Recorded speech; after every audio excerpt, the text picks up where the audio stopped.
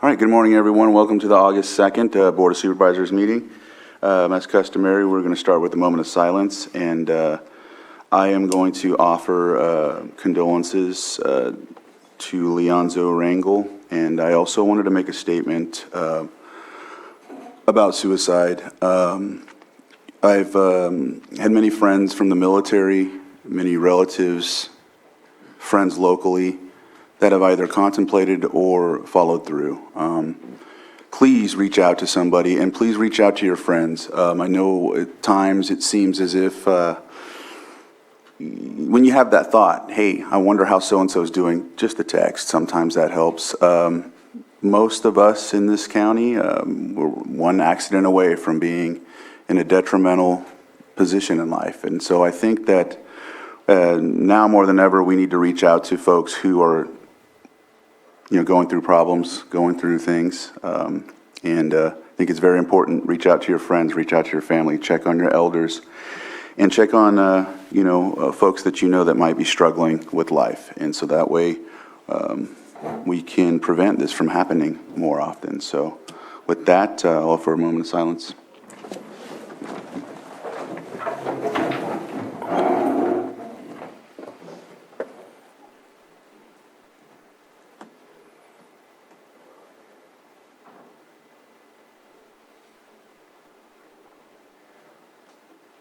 Go ahead. You're good. Sorry. Supervisor Sabatier, would you lead us in the pledge? Ready? Begin. I pledge allegiance to the flag of the United States of America and to the republic for which it stands, one nation, under God, indivisible, with liberty and justice for all. That consideration of items not appearing on the posted agenda. Do we have any that may need to be proposed at this time? No? Okay. Approval of the consent agenda. Consent agenda items are items that are non-controversial. However, at times you can pull and ask for more questions and seek more clarity. We can pull one of those items and discuss at a later time. Supervisor Sabatier, it looks like you have one. Yes, thank you. I'd like to pull item 5.9 and 5.12 for further clarification and discussion. 5.9 and 5.12. Okay. Anybody in the chambers that would like to pull any consent agenda items? And I don't see anybody, but I will look online.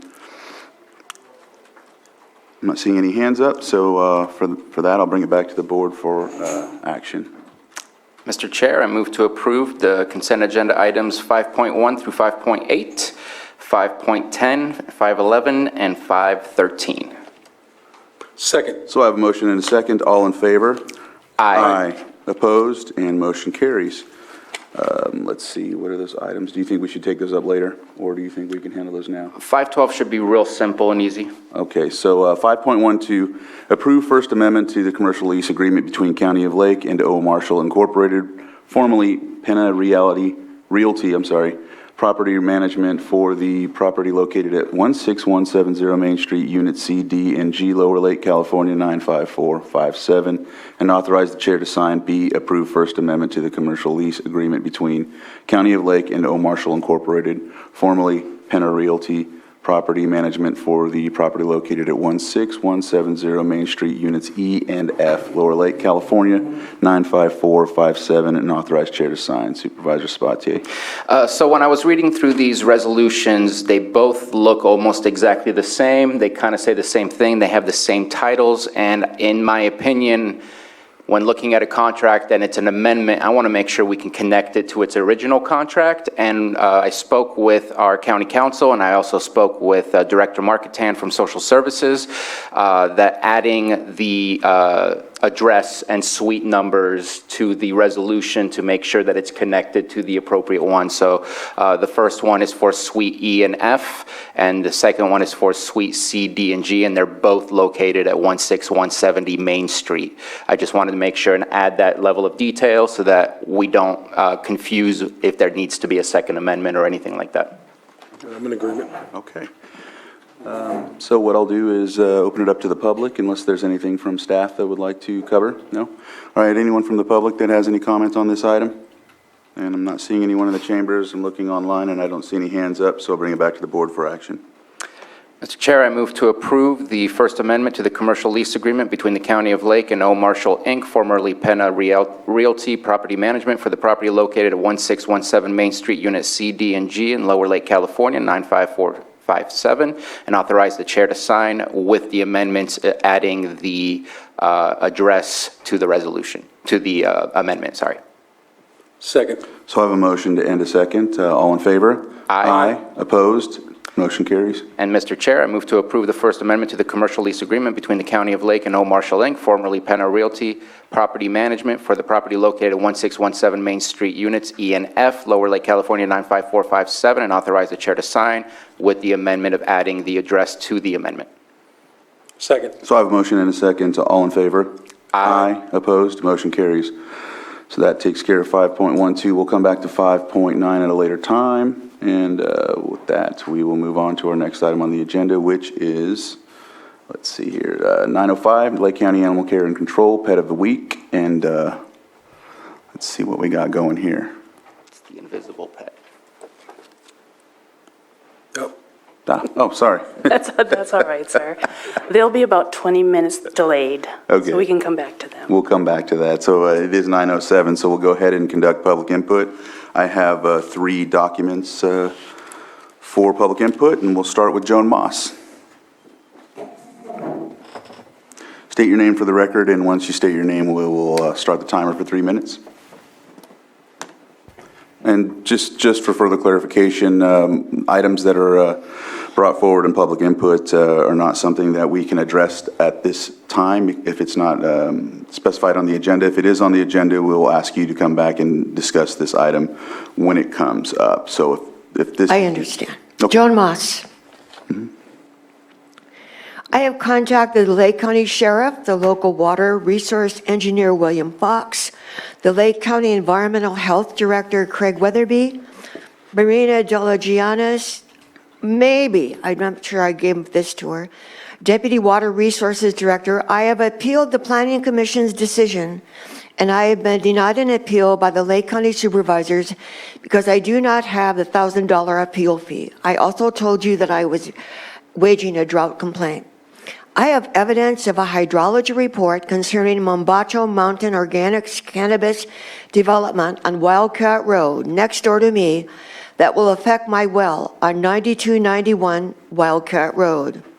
The proposed development is twice the size it was than it was before, and my well is in the circumference of influence draw proposed. And that fact has been proven by Craig Weatherby, environmental health specialist, that visited and documented that fact. I contacted the sheriff, head of emergency services, and he called me back. But he does not know where there is an entity to help me. But he knows my appeal has been denied. And this is a letter that I got from the DWR, evidence that I contacted the state. I'll give it to you. Anita, here's a copy.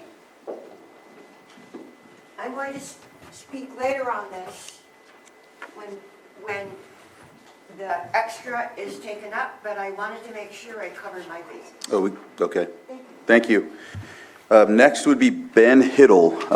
Ben Hiddle, if you're here, you can come up to the microphone and... I didn't see it, but No? my mother lost her, so. Okay. All right. So with that, Greg, are you still... Greg, I know you brought your papers up, but yeah, okay. Come up to the microphone, state your name for the record, and you'll have 3 minutes.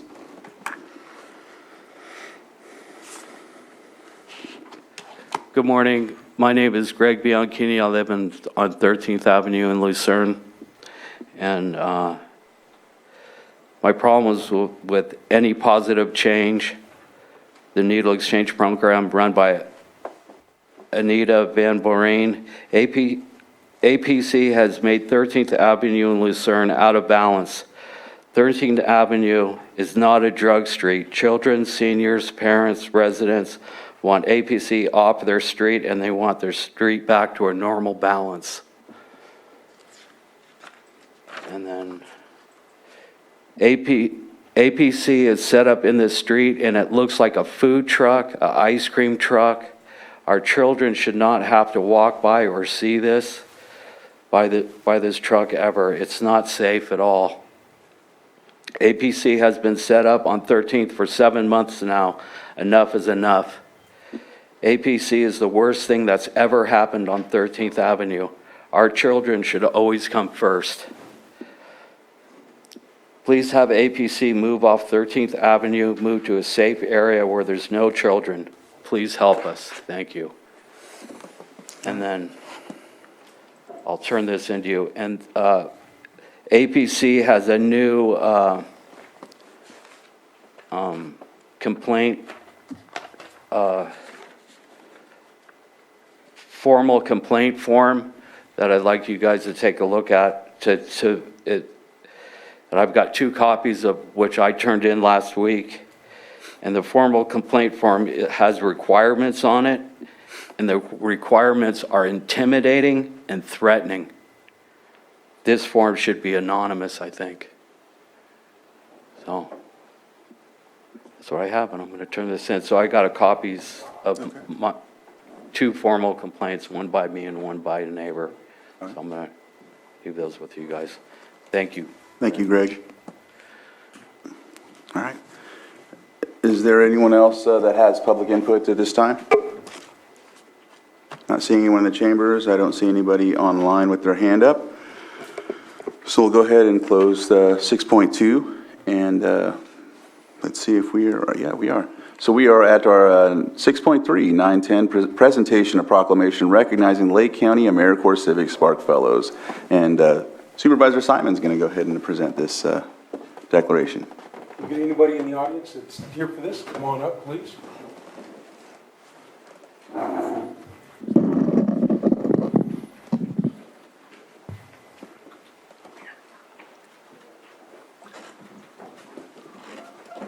Okay, that's it. No one else is coming up?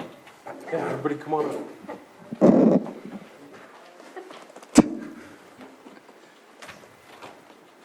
All the way up front, come on. There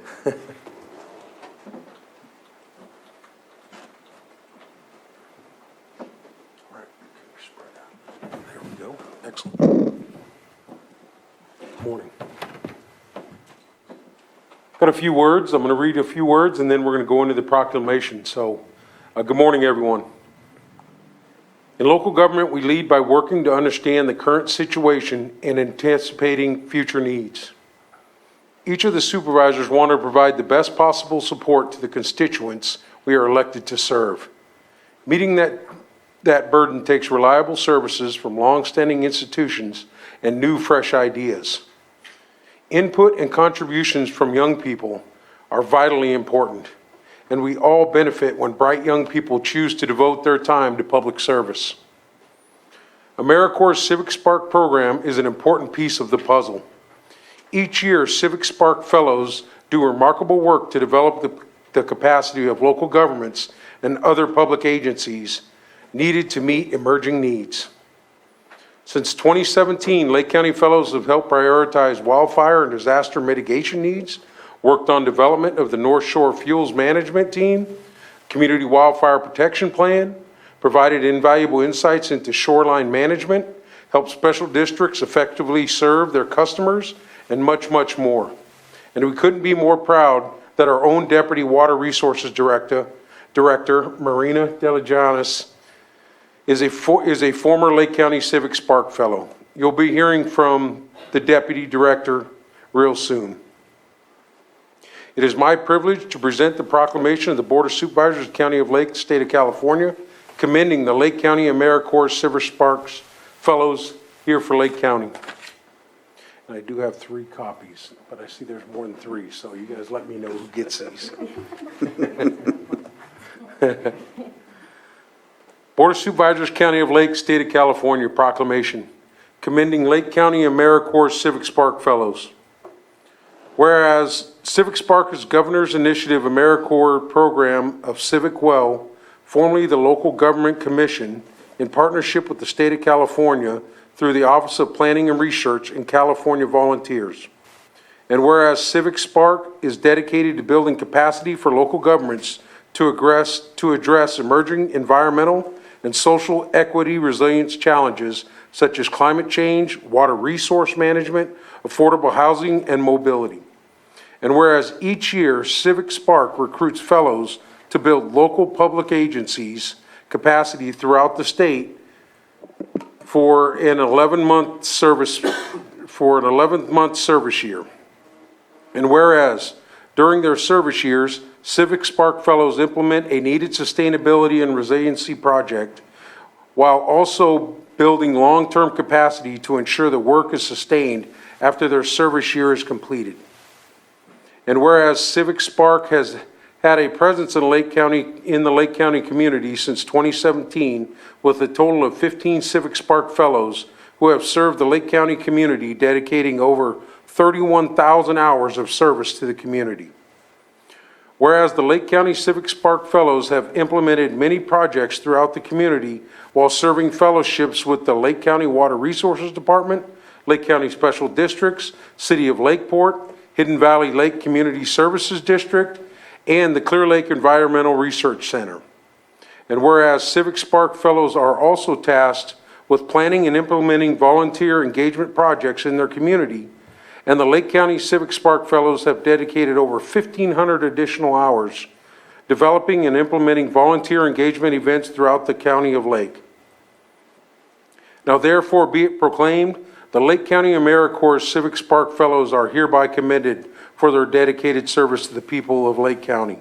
And we extend to our previous, current, and future fellows happiness and great success in the years ahead.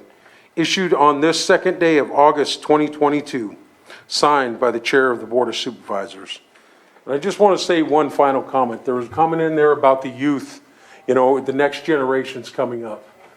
And I just want to thank you very much, because a lot of the things that are happening as we come through, it's right, it's absolutely viable. The next generations coming through are just so important. And you guys do great work. I've had an opportunity to work with some of the Civic Sparks on different programs, especially the CWPP as it was implemented, and just the energy and the enthusiasm and the long-term vision that's brought to the table. Just thank you. That's what I'll have to say, because it makes our job of serving the constituents that much easier. So thank you very much. Now I'm going to turn it over. Who's going to speak first? I guess it's going to be you. Well, thank you so much, Supervisor Simon. I want to first thank the Board of Supervisors and the Lake County community for the continued support of the Civic Spark program. And most importantly, I want to give a congratulations to our current Lake County Sparkies who are all here with us today. It's no easy feat, the job that you guys have and the role that you guys play, especially with the COVID pandemic, up things, lifting your last years of college and continuing education and choosing to come to Lake County and serving our community. You guys really are making a difference. So thank you all for the work that you do. Thank you to the community. And I'm excited to bring more information about the Civic Spark program for the continued success in the implementation of this program. So kudos to you all, and I will pass it off to you guys if you want to share your name and what project you guys completed this year. So thank you guys. Thank you so much to the board for this. I am Emma Bellinger. I'm currently serving with the Lake County Water Resources Department. I'll be finishing up this week. I've had a really great and wonderful time and experience in Lake County. I've learned so much and it's been just so wonderful. So thank you for this. Hello, I'm Christina Linder. I served with the Clear Lake Environmental Research Center. I feel really lucky that I ended up in Lake County, and I'm really excited to take everything that I learned about forest management and fire resiliency to wherever I end up next. Good morning, everyone. Thank you so much, the board. My name is Thomas Brown. I hail from Sacramento, California.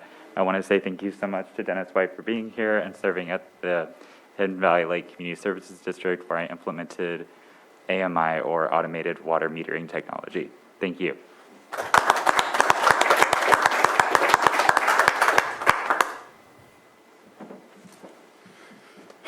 My name is Dennis White. I'm with Hidden Valley CSD, And I just want to say it's been an honor and a privilege, and we are saying goodbye to Thomas. We did work with Marina in the beginning, and we look forward to the next set of Civic Sparks that are entering this, coming up next month, actually. So thank you. Thank you all.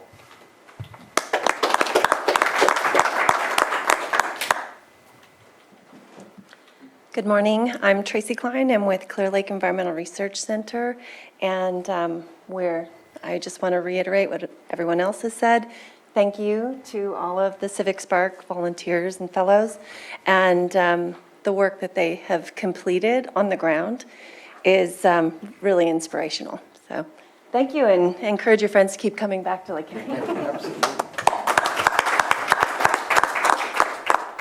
Nothing to say? Okay. Sam, you want to get a picture?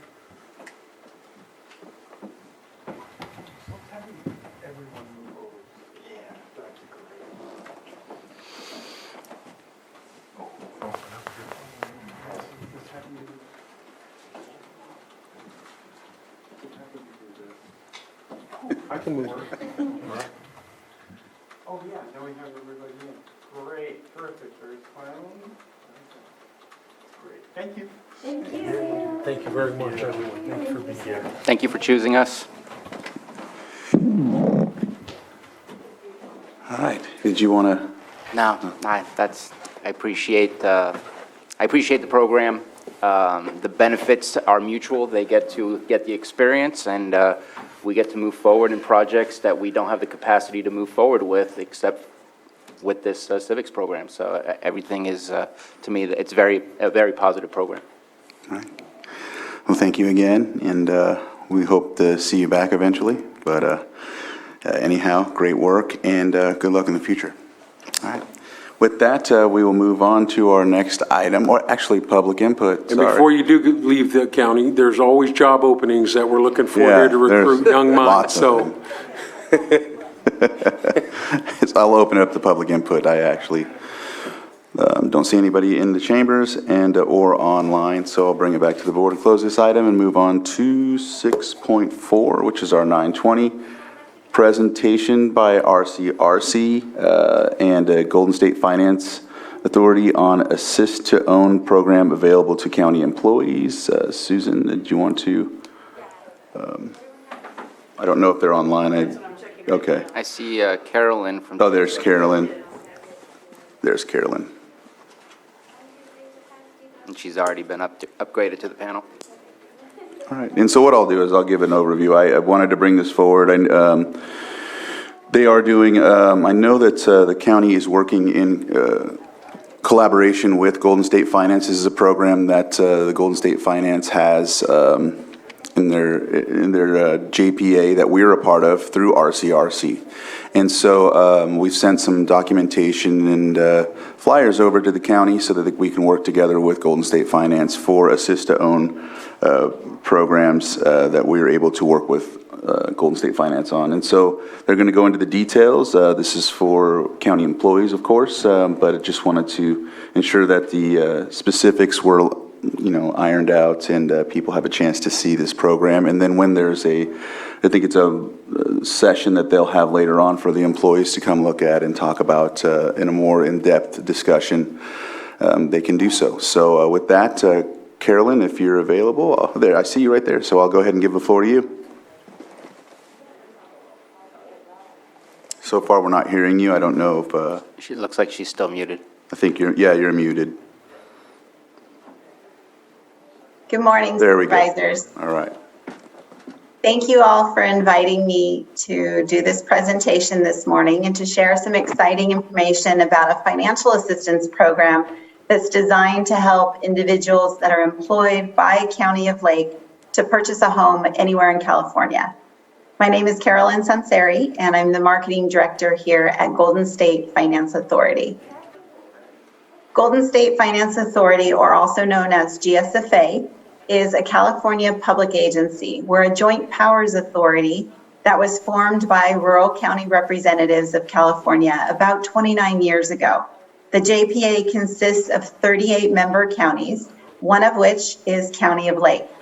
Each member county has a board of supervisor that sits on our board of directors. So Supervisor Eddie Crandall, I want to thank you for your role on our board and being a part of making this program called the Assist to Own program possible today for the employees of County of Lake. The primary mission of Golden State Finance Authority is to support affordable housing in California and to contribute to the economic well-being of our constituents, of the residents. And to date, we've been able to help over 84,000 people to purchase a home in California. And the vast majority of the time, that is through the provision of down payment and closing cost assistance, of which we've provided over $647 million to California residents. Year after year, we have seen studies that talk about the impact, the positive impacts that home ownership have had on families, on communities, and to the economy as a whole. When you look at a study from National Association of Realtors, they repeat every time they do this study that home ownership can improve the stability of neighborhoods because as people become homeowners, they ground there in the community. They become more involved in civic engagement. They, their children are in schools and it increases their educational achievement and their own, feelings about the schools and what is needed for their families.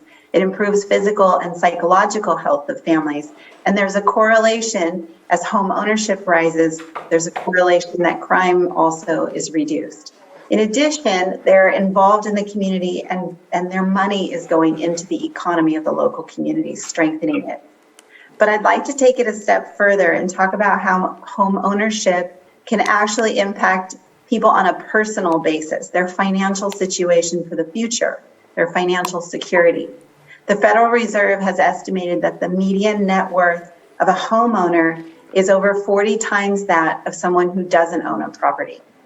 And that's a lot of difference in their own financial wealth. The difference between $255,000 as a median net worth for a homeowner versus $6,300 for someone who doesn't own a home.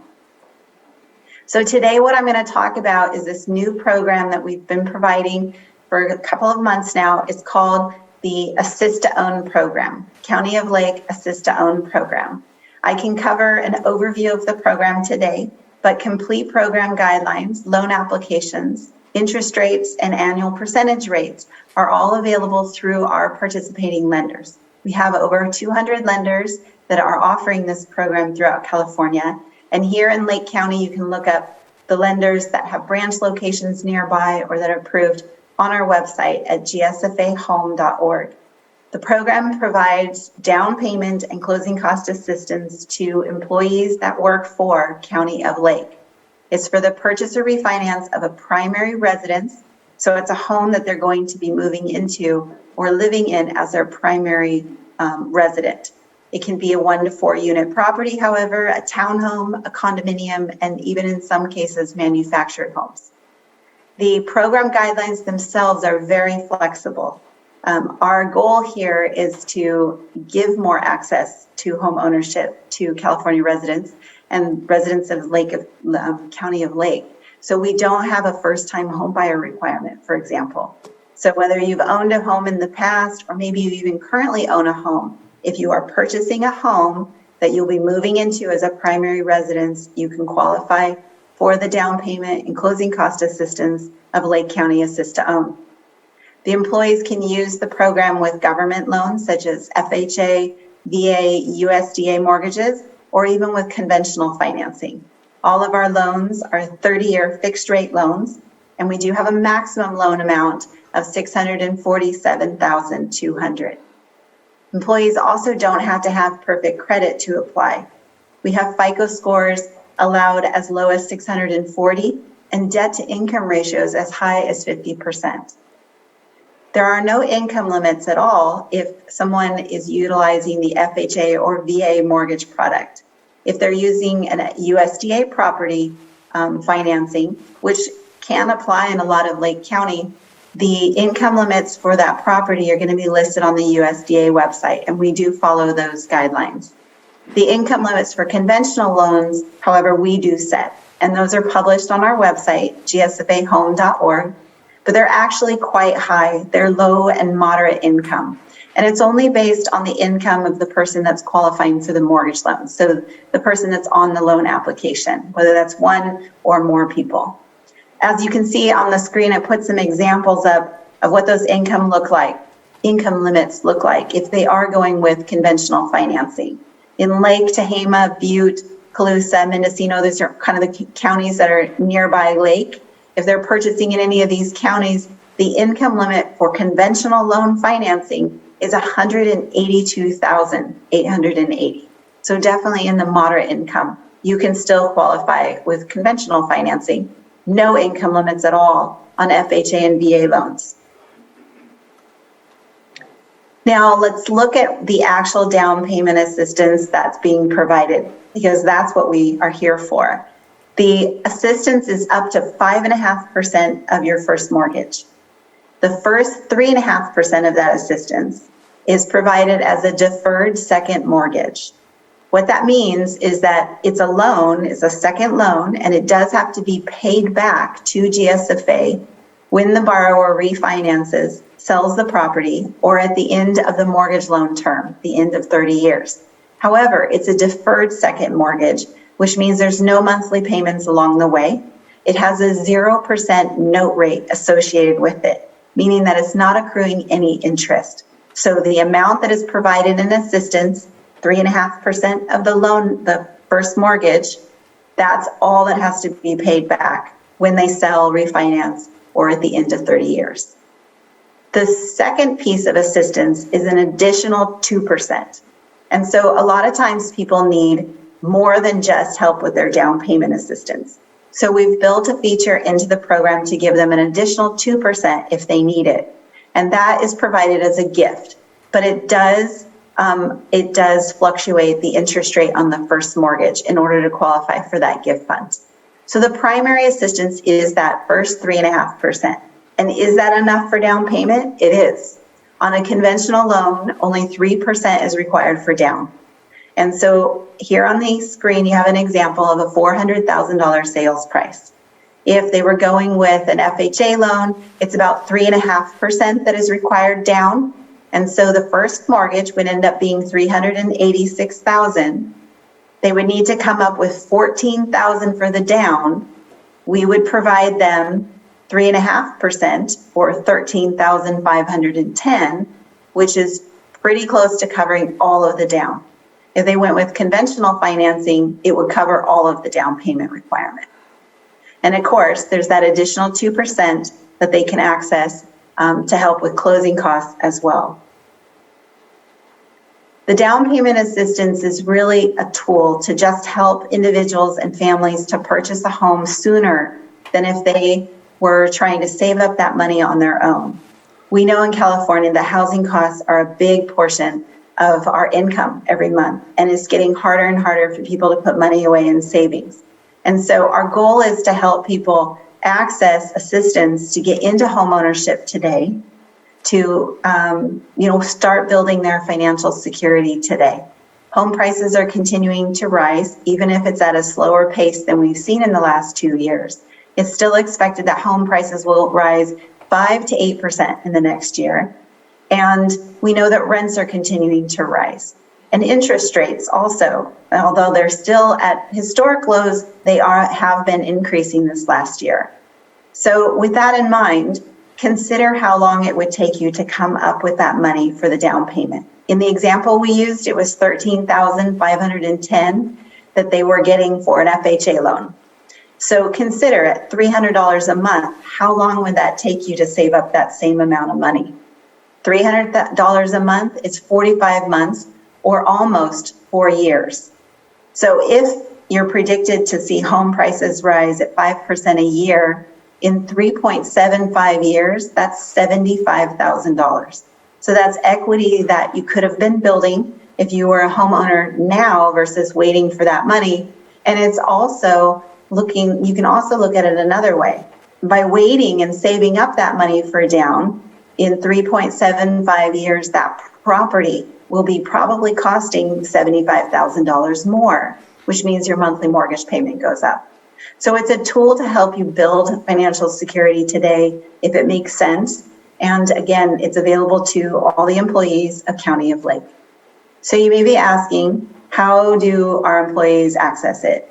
Well, they do need to be working with a GSA participating lender. And we have over 200 lenders approved to offer the program. They do not have to be, they do not have to have branches located in Lake County. A lot of mortgage companies do work electronically, and they can, as long as you're working with an approved lender, one of our participating lenders, you have access to the program. We rely on our lenders to take and process the mortgage loan applications. We actually delegate the underwriting or the qualifying to the lenders. So they're going to go through the steps to collect documentation from the employee and make sure that they're in a position to qualify for that mortgage loan. Our client relations team, however, is available from 8 to 5, Monday through Friday, to answer questions and to help out with getting you in contact with a participating lender if you want to get started. We also have the toll-free phone number, 855-740-8422, and you can visit our website for a lot of additional resources about the program. You can look up the income limits. We have additional educational videos and content on the website to give people an understanding of home ownership and yet get them prepared to be able to afford a mortgage as well. And with that, I want to thank you all for having me give this presentation. For the employees of Lake County today, I want to open up the floor to some individual questions if you have any. Thank you, Carolyn. I appreciate, we appreciate that presentation. And one of my biggest motivations to bring this here was, the thought of another opportunity for employees. We already have a problem with retaining and recruiting employees, and so programs like this are going to help us with people wanting to be vested in the community, having the opportunity to purchase a home. A lot of homes in Lake County are, some at some of the times they're not even resided in, and so with opportunities like this may be potential for us to have homeowners in homes that could make the community better, more responsible homeowners, and employees that feel vested in their community and feel better about their lives and the equity that they can possibly build. So thank you again. I don't know if anyone else has any questions. Supervisor Sabatier? Yeah, thanks for bringing this to the agenda. I think that any kind of perk that we can offer to our employees, as you stated, creates a good incentive to invest in the community and stay within the community. I do have a couple of questions. One is PMI. I know that if you don't put down 20% of a down payment, you have to pay the extra PMI. Is that something that they're able to escape from through this program, or is PMI just an automatic if you don't hit that 20% down payment? Great question, thank you. So private mortgage insurance is a tool to offer high, what they call loan-to-value mortgage loans, loans that don't require a traditional 20% down. So with conventional financing, we utilize a loan from Freddie Mac, a conventional loan called HFA Advantage, and it only requires 3% down. With that, it's a 97% loan to value. It does require mortgage insurance. That mortgage insurance is a monthly payment. It's calculated by a number of factors: the property location, the borrower's credit, income, a few different factors. But for borrowers who are at 80% and below AMI, so area median income 80% and below, so in a lower income bracket, our programs do allow for lower mortgage insurance requirements. So yes, the short answer is you will have mortgage insurance with any kind of mortgage loan. Even FHA does mortgage insurance that has a high loan to value. You're not putting 20% down. But we have structured this in a way to make it, they're not getting additional fees over going out and getting a standard product that has MI or an FHA loan outside of this program that has mortgage insurance. And in some cases, we're actually able to offer lower mortgage insurance requirements and cost for the lower income borrowers. Okay, I appreciate the response, and the reason I ask is because I know over the course of 30 years and paying monthly payments into a PMI, it adds up throughout the entire loan process. Just wanted to at least speak to that and hope that that conversation can continue when you're speaking directly to our employees so that they're aware, just because I don't think everybody's going to be coming in with $0 and getting the 3.5% loan from Golden State. They're going to probably have something else that they're going to be bringing to the table, and if they can get themselves to that 20%, it saves so much in the long run. Not everybody's going to be able to do it, but those who may not know may not realize that they're spending that much more throughout the term of their loan than they have to. My second question is, you said this is not for first-time buyers, meaning that if you already own a home and you're moving into a new home, that you can go ahead and utilize that. Can it be mixed in with a new home buyer's loan as well? Because I know that could be up to $40,000, and that can also help with some of those down payments. Just kind of curious if it can be combined. Thank you. So I do want to clarify, we don't have a first-time homebuyer requirement, but it's a great program for first-time homebuyers. It just means we don't have a requirement that you must be a first-time homebuyer. And as far as combining it with other programs or your own cash resources, we can do that. To your point previously, if someone has some cash saved up to put towards down payment, absolutely, we welcome that. But you can also still access the additional 3.5 for more assistance. So the more you're able to put down on the mortgage loan, of course, it will lower the requirement for mortgage insurance. But you can combine our Assist to Own program or the County of Lakes Assist to Own program with other programs as long as they meet the guidelines. So sometimes there's programs out there, I'm not sure which one you're referring to, which provide like an additional grant for a first-time home buyer. And it's a separate piece or a grant piece that can be combined with a mortgage loan, in which case we would be providing the mortgage loan, possibly the down payment assistance, 3.5% piece, and they could combine it with this grant from an outside organization or nonprofit as well. The caveat is that sometimes programs require that they set the mortgage interest rate on the first mortgage, and sometimes their assistance has to be in a certain position of payoff, for example. And so there are some factors when we look at combining with other programs that we may have to meet to determine whether they can combine a program. The best resource to figure this out is that participating lender. The borrower can get in touch with one of our participating lenders to ask about the Assist to Own program and what other programs are available to purchasers in and around Lake County. Then the lender can look at those guidelines of those programs and establish whether they can both be combined. Appreciate the answer. Thank you so much. Any other questions from the board? Supervisor? The question I have is workshops. I know you talked about, do we have any scheduled coming up, since this presentation? So that would be At the 12th? there's something already scheduled? Yes, I just don't have the date in front of me. Okay. Maybe Carolyn has it. I thought it said It's on, August 11th at noon. I see Pam came on. yes, it's August 11th at noon. And there's actually a web page, a resource page for Lake County that we can probably put up. I can probably type it in the chat screen and provide it to all of you, where it actually provides a link to sign up for that webinar. Okay. I see Pam, you came on? Yes, I was just going to confirm that we do have it scheduled for the 11th at noon. Okay, thank you.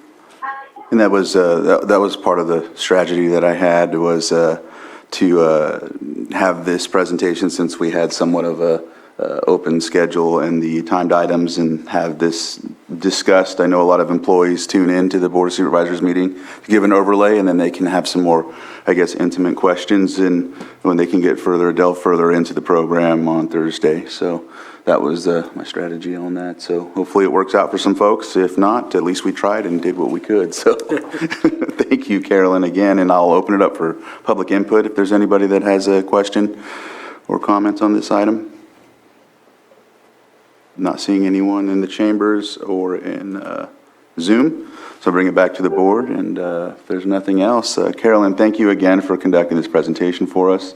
Appreciate the work that we do together, and look forward to seeing you in the next Golden State Finance meeting. Thank you. All right. All right, so it looks like we have our pet of the week present. I think he was signing autographs or something, so. So I'll give the floor to the Lake County Animal Care and Control. Good morning. I do apologize for the delay. He was very popular in the front room, though. With me this morning, I have Clyde. He's about a year old. He's still a puppy, for sure. Lots and lots of energy, but as you can see, as I was sitting here in the board chambers, he gets really calm. He's really attentive to his person. Even just walking down from the vehicle this morning, he was already learning how to walk on a leash properly. He came in with his sister, Bonnie, who we also have. She is also high energy, and both of them are available today for adoption. If anybody has any questions regarding them, they can either give us a call at 707-263-0278 or come on down to the shelter to meet him at 4949 Hillbush Drive. Beautiful dog. No comment? No comment. No problem, yeah. Thank you. All right, thank you. Let's see, so we did that. We will move on to, let's see, any preferences, Susan? Because I think we're past timed.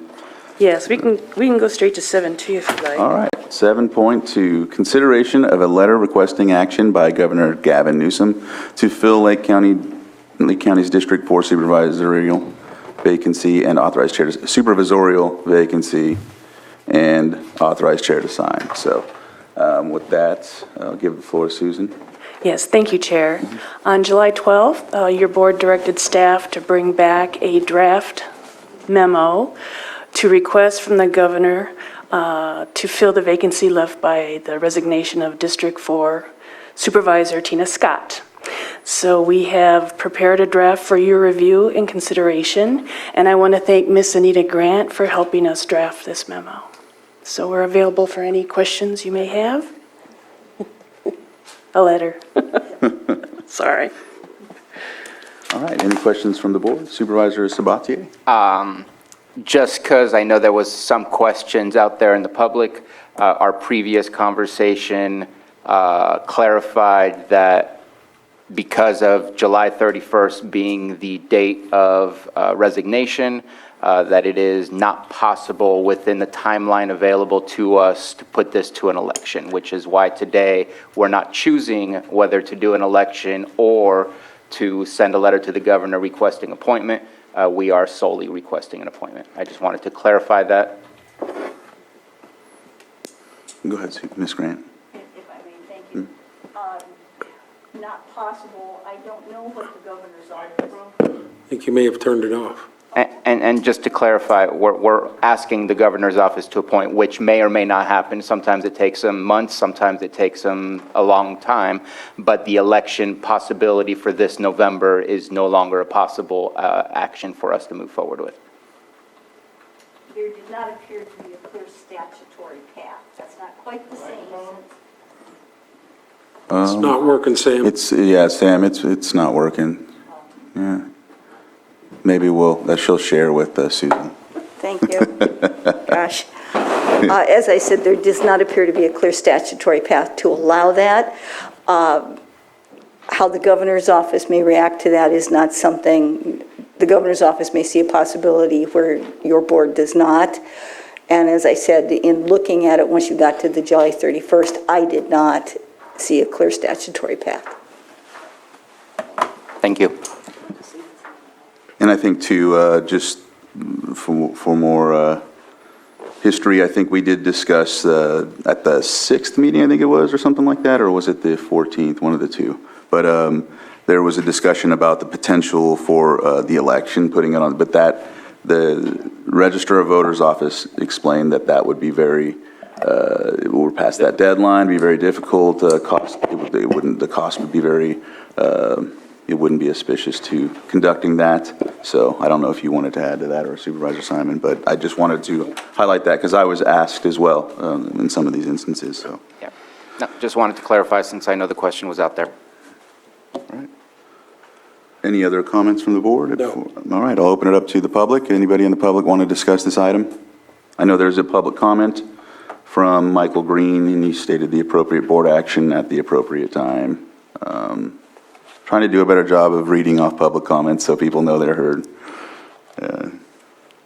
All right, so bring it back to the board, because I don't see anybody on Zoom as well, and for action. Mr. Chair, I move to approve the letter requesting action by Governor Newsom to fill the Lake County's District 4 supervisory vacancy and authorize the chair to sign. Second.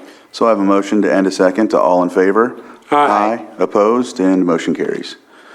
So that takes care of that item, and we will go down the list. Let's see, consideration of public review and approval of the County of Lake Homeless Housing Assistance and Prevention HHAP Round 3 application for $569,940, including a local homelessness action plan. With that, this is presented by the Director of Behavioral Health Services, Todd Metcalf. And I see he's here with us on Zoom, so we'll go ahead and give the floor to you. And I see Scott here. If you'd like to come up and join us at the front and take one of the seats, you can come up here as well, yeah. That way, if there's any questions or if you can guide us in any direction, if Director Metcalf needs your assistance, we can go from there. The floor is yours. Thank you, Mr. Chair. My apologies for not being there in person, still having some vehicle issues. I'm stuck at home this morning. But I want to thank you for this opportunity for us to present this item. I know the board memo is quite lengthy. There's a lot of information in there. You may be familiar with the Homeless Housing Assistance and Prevention Program because this is the third round of funding for this program. So we're here to explain a little bit more about it and also to get approval, not only for our application for this funding, but also for the Continuum of Care Local Homelessness Action Plan. So I see Scott, thank you for being there. Scott Abbott, our Mental Health Services Act and Housing Program Manager, is really our subject matter expert on this item. And so with the board's permission, I will turn it over to Scott, and I will be here to help if needed. But Scott, if you would like, take it away. Go ahead, Scott. On? Yes. Okay. Good morning. So you're probably aware that the governor's office and the state legislature have been trying to address homelessness in California for the last few years. One of the hallmarks of that effort is the homeless housing assistance and prevention programs that have existed. Round one was a few years ago. They are issued to both or to counties and large cities, and also to local continuum of cares. Lake County has received funding for that in the past and has used it mostly for our local shelters that we have present. This is round 3 that we're receiving this year. There's also been approved a round 4 for next year. This year, as the memo says, it's for $569,940 that will be coming for the county. One of the requirements of that is to produce a local homelessness action plan. That was provided to you, and the main thing that we need to do, according to the regulation for this, is for the board to approve it and to receive any kind of public input on that plan that we can have. The plan is also shared with our local continuum of care, and it's been on our website for the last about 2 months to receive public review. The continuum of care has also reviewed it and approved it. about in June. And so it's now being brought here for your approval. The main parts of the plan, or let me first of all, the plan was developed based on previous homeless action plans, or not action plans, but just homeless planning plans that have existed, which you probably, you may remember, such as we've done one for the No Place Like Home grant. There's the Community Development Department's housing element. There's the Continuum of Care's strategic plan. And so, kind of all those pre-existing plans have been utilized to develop this plan, as well as, receiving input from and feedback from local housing experts, providers, and also interviewing people that are homeless.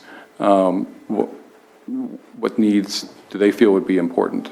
So, a lot of kind of public input has been provided for in the development of the plan and the existing plans or previous plans. And so this particular plan, takes those into account. And its main things, three components are to, one, describe what our county is like, what our homeless situation currently exists, what are the demographics of our folks that are homeless, which has largely been based on our previous point in time counts, as well as some other sources of information. And then the last component is dedicated to what we're looking to do with this funding. And that the last part is, as mentioned previously, is 10% will be used for youth services. So we'll be most likely combining that with the Continuum of Care's funding and produce a request for proposal and how to use that. Then the other part, I don't have it written in front of me, but the $400 and some thousand, we plan to use for the Collier Avenue project, which I know you're familiar with for a number of times, and we requested to use that. The funding and the grant fit the goals of that project, and the project, frankly, needs the funding to keep it viable. And so that's essentially what the plan is. Todd, did you have anything else to add, or? No, Scott, yeah, you covered it all. So thank you for being there. And again, sorry, I'm stuck at home. No worries. Any questions? Supervisor Sabatier? Thank you very much for this. Couple of questions. One, just right off the bat, it says here, round 3 application for $569,940. I thought it was 2 pots of money, and the first one was $569. Should we approve for the $1.1 million right now? Because as you read deeper into it, round 3 is 2 different pots of money that they speak of. Like one is the $569, and then one is like $640 or $610. Yeah. So, good question. So the way it's structured, as I mentioned earlier, is this funding goes to both counties and also to the COC. And so the COC received the $610,000, and the county receives the $569. But are we the ones that are, because this is to approve submitting so that we can receive the round 3. This is to approve the application submission. So the money amount doesn't matter, it's just the approval of the application, and out of that, we receive the $569 and the $6. Right. Okay. So we don't need to speak necessarily about the funding when we do right. the approval. It's the nice thing is it's allocated. It's not competitive. They just have it set for us of what we can receive, and of course, we're going to ask for all of it. Okay. And then I was reading through the action plan, and I appreciate that being shared with us. And there's a few things that stand out to me that I wanted to talk about. We used the 688 1.5% of the population, which is the standard that I don't know if it's federal or state tells us to utilize. We claim that that seems to be close to our 2018 PIC count, but I also know that the following year and the following year after that, the PIC count's been really a whole lot less than that. Obviously, it's difficult to always have a perfect count, so it's a count that comes with a grain of salt. But just kind of curious if we're oversetting our expectations by utilizing a large number versus maybe averaging out between the numbers that we have found in our PIC count, because it makes us believe we have so much more work to do, which is difficult to be able to provide the services needed to get to the results we're looking for, our goals. So just kind of wondering if 688 is the right number to use, since it's just a basic state standard that is commonly used versus the number. Because I think we put out a good effort in our PIC count, and I think that we've learned and we've done better to try and go to the people rather than ask the people to come to us, just because that makes sense. And just kind of curious if we're oversetting our expectations. Well, I think I worry that we're oversetting our expectations. Not sure how to answer that exactly, other than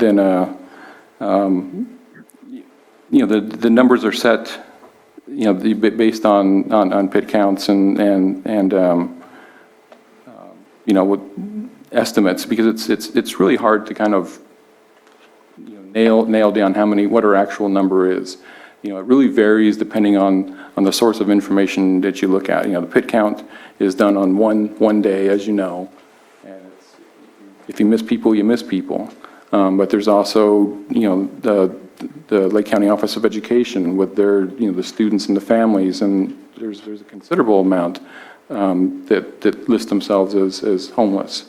And then there's Partnership Health Plan, which oversees Medi-Cal, and they also have a count, you know, based on that, and it also shows a high number of people in Lake County that are homeless, and they're all, you know, a little bit different. So it's always kind of hard to kind of pin that number down, and so you just kind of go with what you can. Is there a way to average it? I mean, if you all are working together with those numbers, maybe do it some sort of average so we can have a baseline, maybe? Or? You know, but they're all it's a little bit of apples and oranges. Mm-hmm. The definitions are different. Right, the definitions are different, which is really important.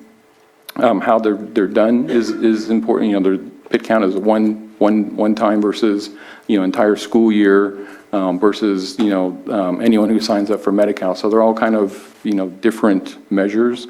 And so it's kind of hard to kind of like average that, other than to say that we have an issue of homelessness in Lake County. And I just wanted to bring it up because it's something that stood out to me. It's hard to get that right number, but it just seemed like, I remember one PIC count was very high, and then it went back down, and it seems like we're utilizing that high number. I will also, just as a statement, not a question, I worry where the state is going with their definitions. I feel like we're asking behavioral health to become social services, because now the definition of homelessness is at risk of becoming homeless. And at what point is social services supposed to do their portion of the work, and when are you supposed to do your portion of the work? There's a lot of blending that's happening, and I think that the definition becomes it becomes such a wide net that it's no longer what you and I maybe would think homelessness is described as. So I think it's making your job more difficult in the direction that the state is going. The other part was there's a lot of goals, there's a lot of measurables that are provided within the goals to try and meet. But we're on round 3, and I don't see data from round 1 or round 2, and I want to make sure that we're learning from round 1 and round 2. And I'll just provide an analogy. I want to make sure that we're not doing something which works today, but when we're done and round 3 is no longer there and we're no longer accessing these funds, that we just end up in the same place we started before round 1.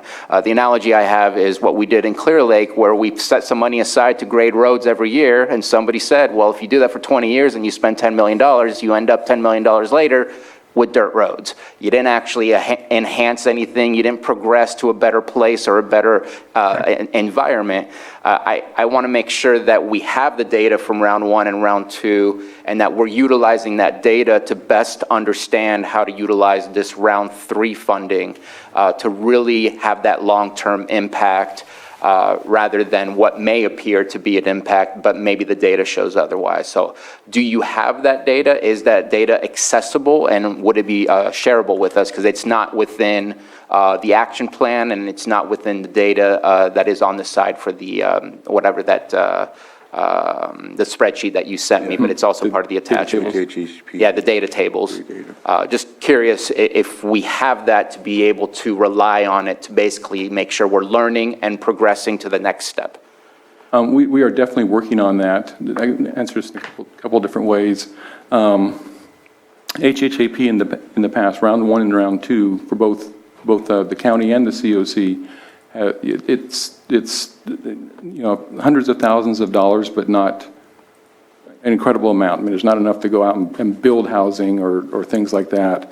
And so what it's primarily has gone to emergency shelter, which is, kind of like looking at it's putting out the easiest fire. And you can do that with an emergency shelter. Unfortunately, it doesn't, do a lot of long-term things, but it does help people get off the street. And so that's where the funding has gone, and that's why we have, both the Elijah House Shelter and Hope Center have received probably the majority of that funding. And so the results, of having those 2 shelters is where that funding has gone. And indeed, we do have, how many people have been sheltered, how long, that type of data. I'd love to see that data. I think it'd be really important for us to see that so we can see the progression, see what works, see what doesn't work.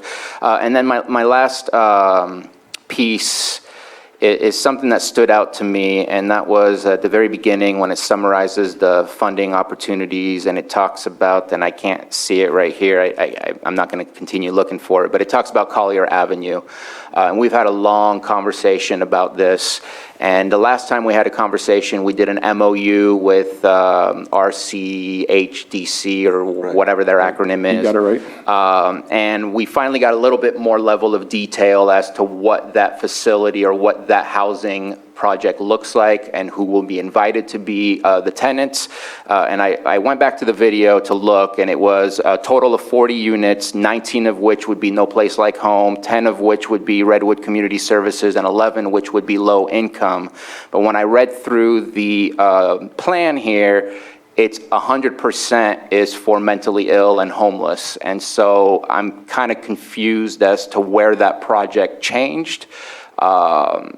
And if there's an explanation for why in this, unless it needs to be changed. And again, I wish I had it right in front of me. I'm going to keep looking to see if I could find it real quick.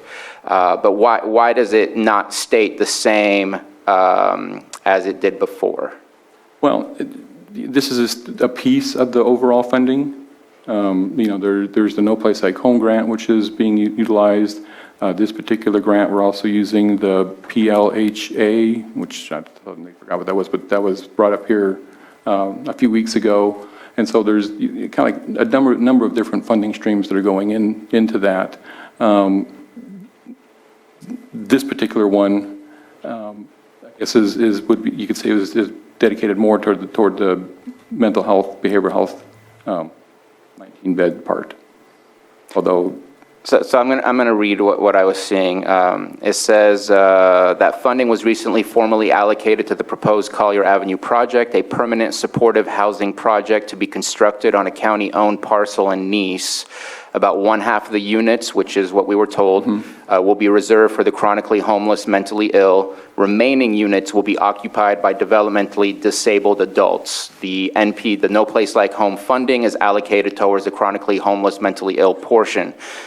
And so it feels like we're talking about the entirety of that housing project, but it also doesn't fit the last description that we. No, I understand. So I'm trying to make sure that we're. What RCHDC does, is they take the funding that we're providing, those three different grants that I just mentioned, and they're using that to leverage tax credits, which helps fund the entire.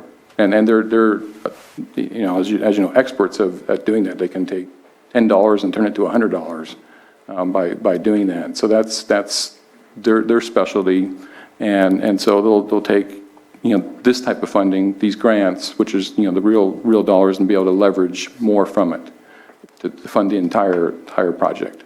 And I get it what RCHDC does, and thank you for the answer. I appreciate it. I'm going to turn to Director Metcalf. Is there a change in the description of the project on Collier Avenue because this doesn't match the previous project description? No, there has not been a change, Supervisor Sabatier. And as Scott was articulating, because there are so many different funding streams, it might look funny that this particular funding stream is, yes, dedicated to folks experiencing mental illness. But because the project is receiving funding from so many different sources, the demographic that's being served there has not changed. But this particular funding stream is, yes, dedicated to folks experiencing mental illness. But it's a piece of the whole funding puzzle, if that helps or makes any sense. And maybe it's me. I just feel like I'm not communicating properly. But I'm reading two separate descriptions. I would love to have this action plan, if we're going to approve this action plan, which is what we're being asked to do, that it meets the same description that we were provided, which was 19 No Place Like Home, 11 Redwood Community Services, and 9 low-income housing, because the idea is we're building low-income housing that can fill this, but here it gets rid of the low-income housing, and it, in my opinion, becomes a facility rather than a housing complex if the entirety of it is made for chronically homeless, mentally ill, and developmentally disabled adults. And so that's why I asked those questions specifically last time when we did the MOU with Collier. I wanted to understand what exactly were the what was the intent of the tenants to move in? And also I asked the question, if you remember, if we don't have those rooms filled, can they be filled with those who are seeking housing that are low income? And the answer was yes, that it can be changed. I was provided the example of the farm worker housing in Lakeport, that was changed. And so I agree to that, but this description does not match that. And in my opinion, we approved an MOU with those statements made. I'd like to change the current No Place Like Home program status to match that description, or else maybe we need to come back and have another conversation about the Collier Avenue as to the change of description, because I think that somewhere in my mind, I'm thinking a facility goes through a certain process, a housing project goes through a separate process, because we talked about the CEQA process or the public comment process and things like that. So that's the only reason I bring it up, just because it just caught me off guard and felt like something had changed. And just for a point of clarification, the residents, they are not Redwood Community Services clients, they are Redwood Coast Regional Center clients. I apologize for that. There's too many RCSs No, I out just wanted to there. make sure that that was understood. It looks like Linda has her hand up. I didn't know if you wanted Linda on the Zoom call. Yeah. I don't know if she's a part of. Yeah, that would be great. Linda actually was the author of this plan. Okay. Linda, I see your hand up if you'd like to unmute. Hi, I think I think I'm unmuted. Yep. Hi, Linda Hedstrom. I helped write that homelessness action plan. Sounds like there are a lot of questions about it. There's because of previous discussions on homelessness and what the PIT count is or isn't, I put quite a bit of detail at the beginning of that plan on the different official definitions of homelessness. And you can see how the PIT count is, a very specific look at a certain kind of homelessness subpopulation. And so that number is going to be different than, as Scott has explained, any other kind of homelessness definition, such as, the schools district looking at its homelessness numbers, which is also defined by that exact same code in HUD. HUD just very specifically says there's this kind of homeless population, there's that kind of homeless population. And depending on the funding source and the particular need, you will, use your own homelessness definition is allowed by HUD. So there's quite a bit of detail. The numbers for this HAP application don't particularly matter because we are looking specifically at for the most part, the Collier Avenue project, as opposed to the COC's application, which goes after a wide variety of homelessness needs. Collier Avenue is 100% a supportive housing project. By state statute, only 49% of the units, or in this instance, 19 units, can be specifically reserved for the chronically homeless, mentally ill. That's not to say that other units couldn't be occupied by the same population. But because of the funding sources, as Scott and Todd explained, we're looking at other people who meet the low-income homelessness or at risk of homelessness definitions. Developmentally disabled people do need supportive housing, and RCHDC did arrange with the developmentally assisted agency to help their clients with this housing project.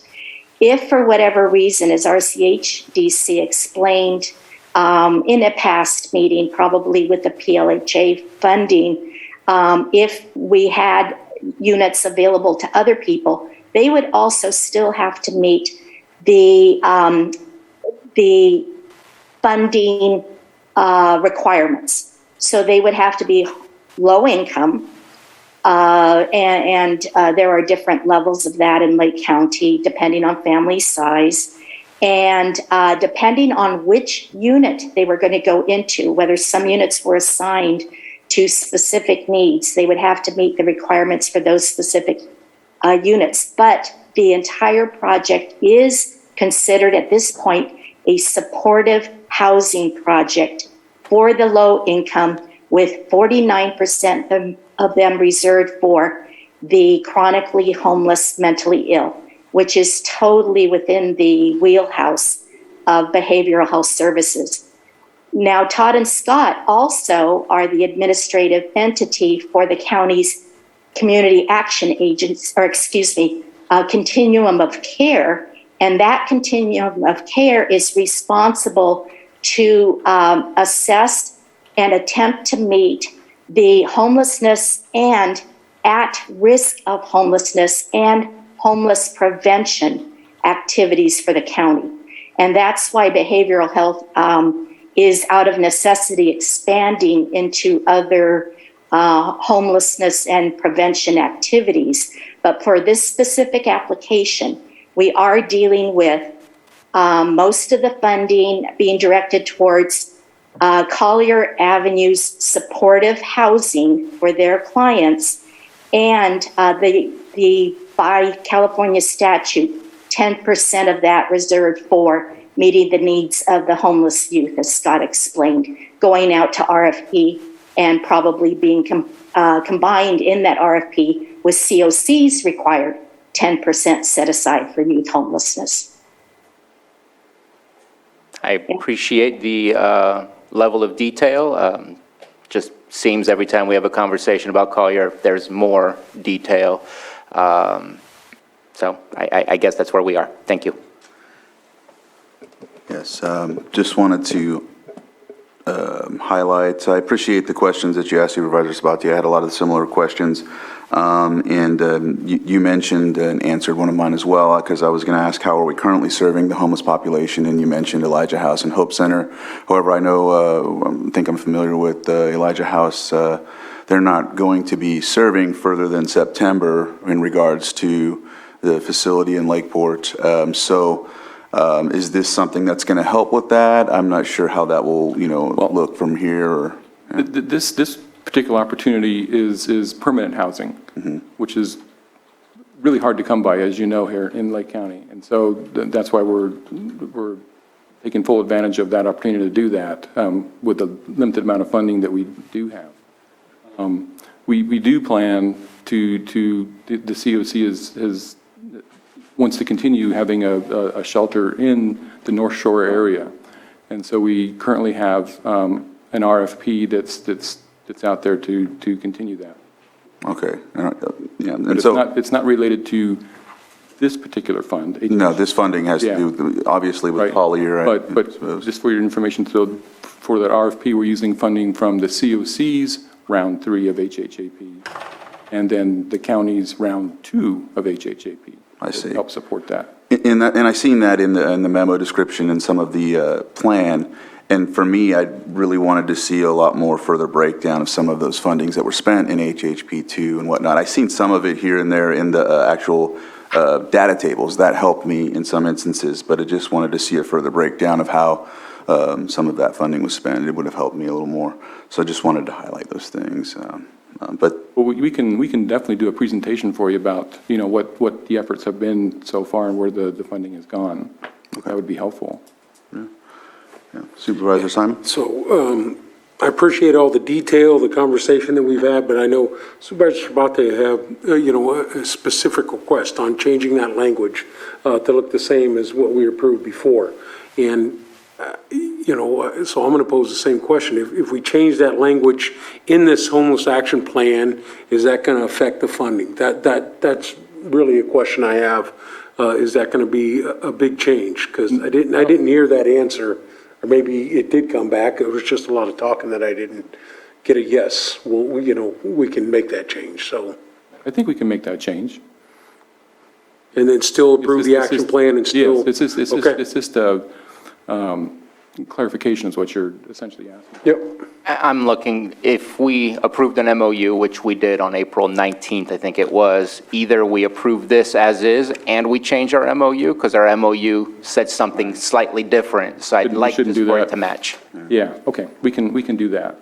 No, we could certainly make an amendment to it, and that shouldn't affect any of the funding. Right, because the reason we're here doing this is we're looking for public input, including your input. So that's. And just to clarify the statement that we heard, these services fit within low income. So if we say that there's 9 units for low income, then it changes nothing because those services are still seen as fulfilling the low income category. Right. Okay. Right. Correct.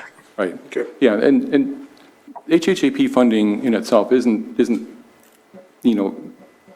by regulation, isn't meant just for those with mental illness. It's meant for anybody who's homelessness, who's experiencing homelessness. Sorry.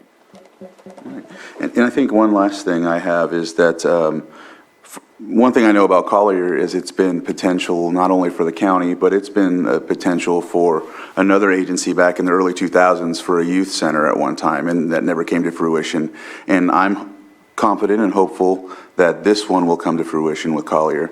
However, if it doesn't and we've received this funding, what happens to that funding? Does it go back to them? Do we use it in some other way? Do we appropriate? If something like that happened, what we would again come up with something that would fit within the grant's requirements, and of course, bring it back to the board. Any other questions, or? What I'm going to ask in my motion is to match the MOU and also a request for the data from round 1 and round 2 to come to us when you have it gathered and collected. You bet, and we can report on other funding which has come in too. Ms. Grant, did you have something to add? I was just going to suggest for purposes of clarity that when you say match, that you're as specific as you can be as to what's going to appear in which document, and the type of language that you expect to see. That way there won't be any miscommunication after staff leaves your board meeting.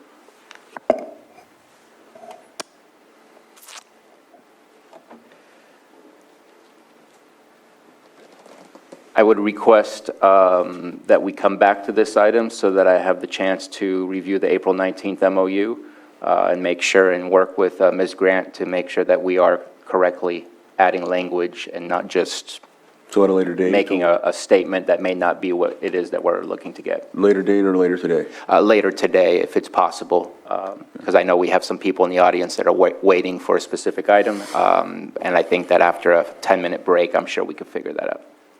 All right, so would you like to take a break right now then and go from there, or? It's up to you if you want to keep going. I know Mr. Abbott is here and probably Here. wants to get back to his office. No, I'm fine. So it's up to you, Chair. Taking a break. All right, let's take a 10-minute break and come back to that and then move forward from there.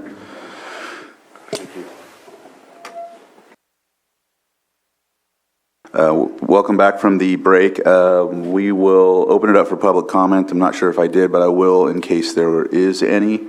I know that was one of the main purposes that I know Scott had mentioned, was to ensure we got some public comment on this item. So is there anyone in the chambers that would like to? And if so, please come to the microphone, state your name for the record, and you will have 3 minutes. If you're on Zoom, raise your hand, and then we'll unmute, and you'll have your opportunity to speak. Okay, it looks like we don't have either or, so I'll bring it back to the board for action. Supervisor Sabatier? So, Mr. Chair, I'd like to offer what the amendment will be. I am on currently page 5 of the PDF for the action plan, and the actual page number is 4, if you had it printed out. It is in the section called Current NPLH, No Place Like Home Program Status. If you go down to the sentence after the large $557,000, it says that funding was recently formally allocated to the proposed Collier Avenue project. At that point, I'm going to offer to cross off a permanent supportive housing project and change it to what the MOU says, which is a affordable housing development, which is what we approved, located to be constructed on a county-owned parcel in Nice. And then the next sentence would be crossed out, which says about 1/2 of the units will be reserved, blah, blah, blah. And then remaining units will be occupied. So those 2 sentences can be scratched out. And then I will offer to add the 2 whereases in the MOU that we signed on April 19th, and I'll read them out loud right now. It says, Rural Communities Housing Development Corporation proposes to develop and provide property management services for an affordable housing development consisting of 1- and 2-bedroom units and an unrestricted 3-bedroom property manager's unit. The NPLH, No Place Like Home, assisted units will be dedicated to house adults 18 years or older with a serious mental disorder, as defined in California Welfare and Institution Code, Section 5600.3, that are eligible as target population under the No Place Like Home program, California Welfare Institutions Code, Section 5849.1 through 5849.15.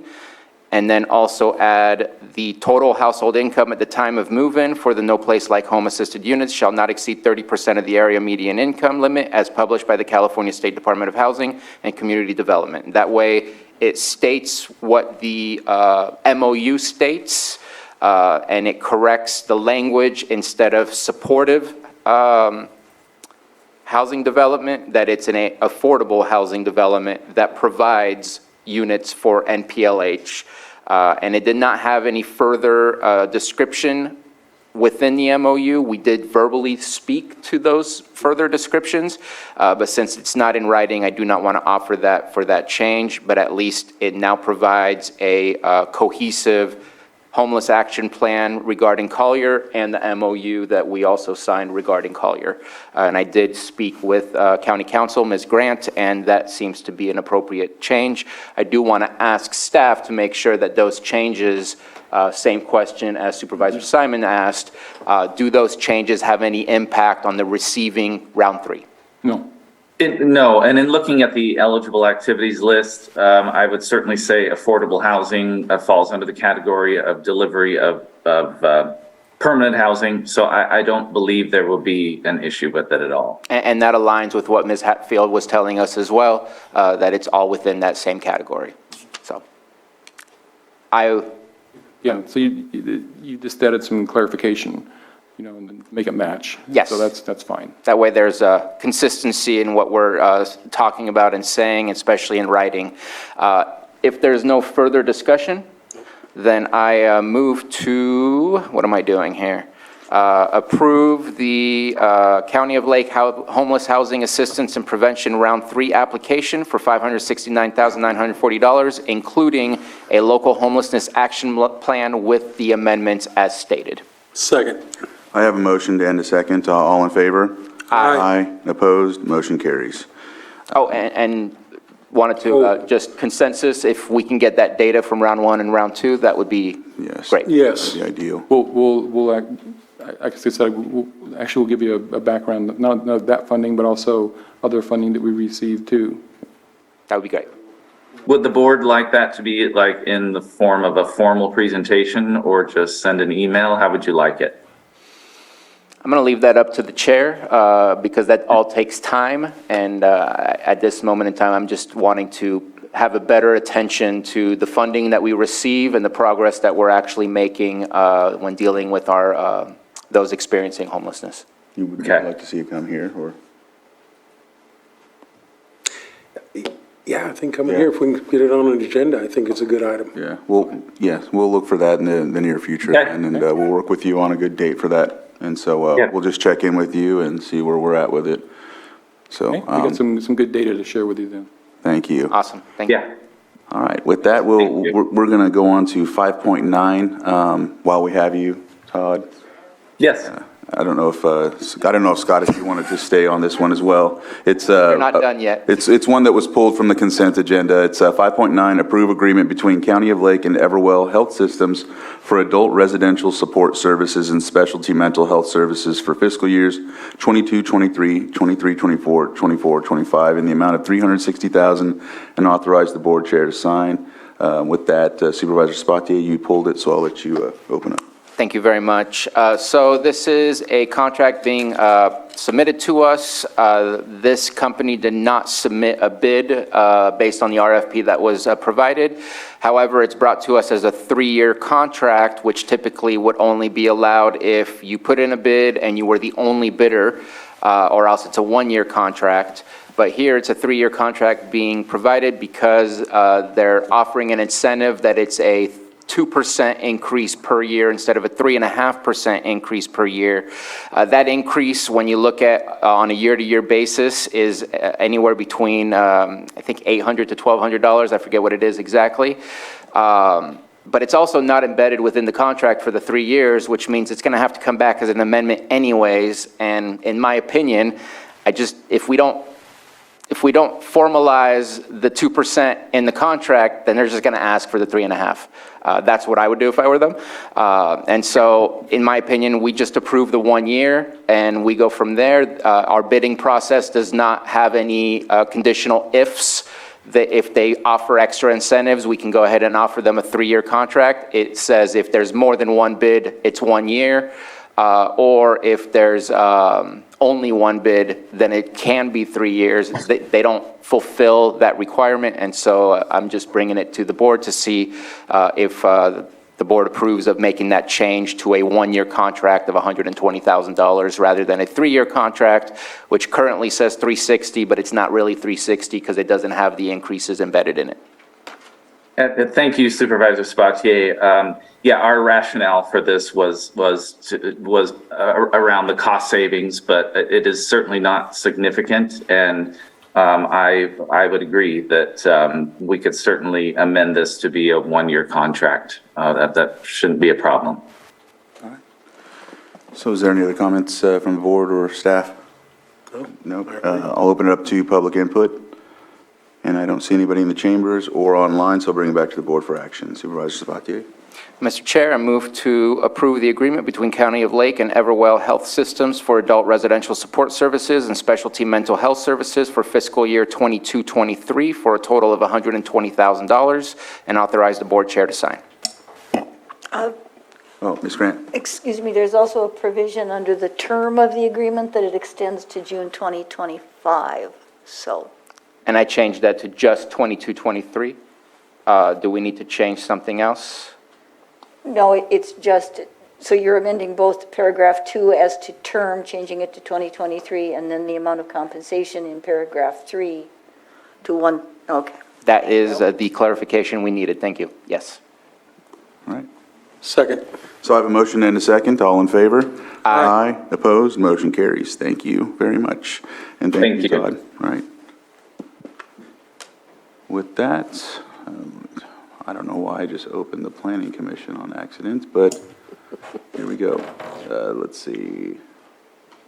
We'll go on to item 7.5, addendum. Is that?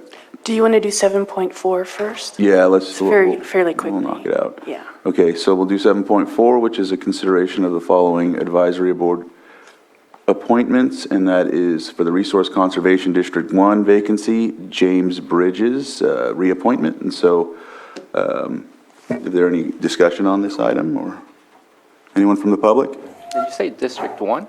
That's what it says on the... That's what it says. That person's from Nice, I thought. No, I think it just says district and then 1 vacancy. Oh, okay. So it looks like District 1 on the memo, but it's just 1 vacancy. Yeah. Sorry about that. The way it reads in the legislative text. Yeah, it's... Just checking. It says Resource Conservation District, and then it says 1 vacancy, and I didn't see the semicolon. You didn't pause. Yeah. I don't see anyone from the public, so I'll bring it back to the board for action. Mr. Chair, I move to approve James Bridges to the Resource Conservation District and reappoint. Second. Motion and a second. All in favor? Aye. Opposed, and motion carries.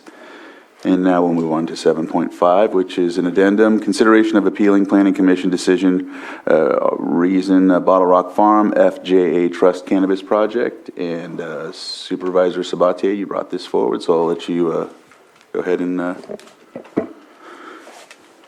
Thank you very much.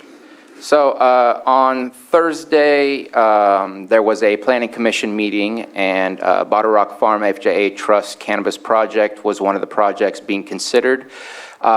During the conversation, there was some new information that had just been obtained the day before that was provided by both our Planning Department and our Code Enforcement.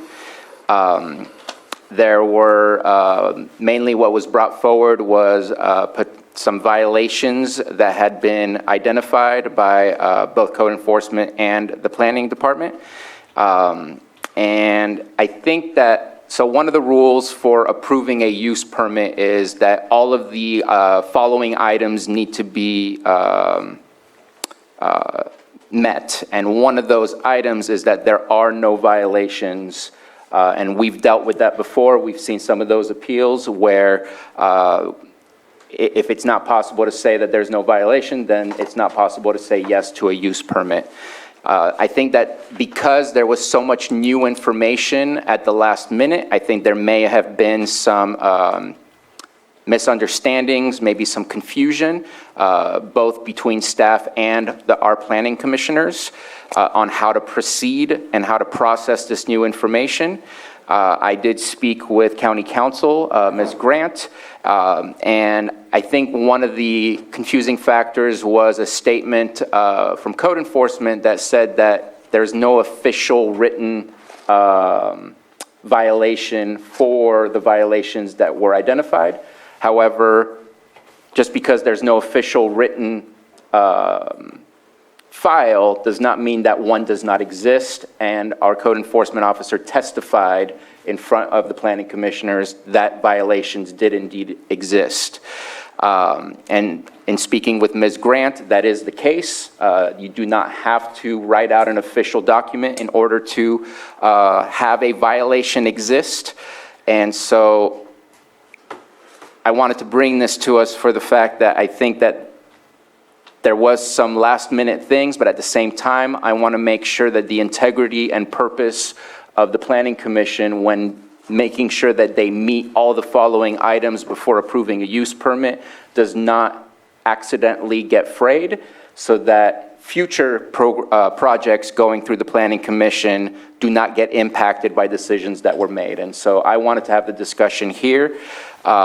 It was difficult at the Planning Commission. It was not the first time that they had seen this project come to the Planning Commission, and there was only 3 commissioners at the Planning Commission meeting as well, which adds a level of difficulty from not being able to discuss it in a larger perspective and a larger audience. But I wanted to make sure and protect that for the fact that we have made decisions based on whether or not a applicant has met all of those requirements for a use permit, and I did not want us to just let that one move on without bringing it here to have a discussion and whether or not this Board of Supervisor, through the code that we have, chooses to appeal it and rediscuss this item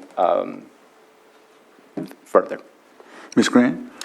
Thank you, Mr. Chair. I would say that there was an issue. I believe the Planning Commission had been leaning toward continuing the item because of certain issues. There was a statement made by staff in the course of the hearing that issuance of a permit would wipe out the violation, and that's not actually correct.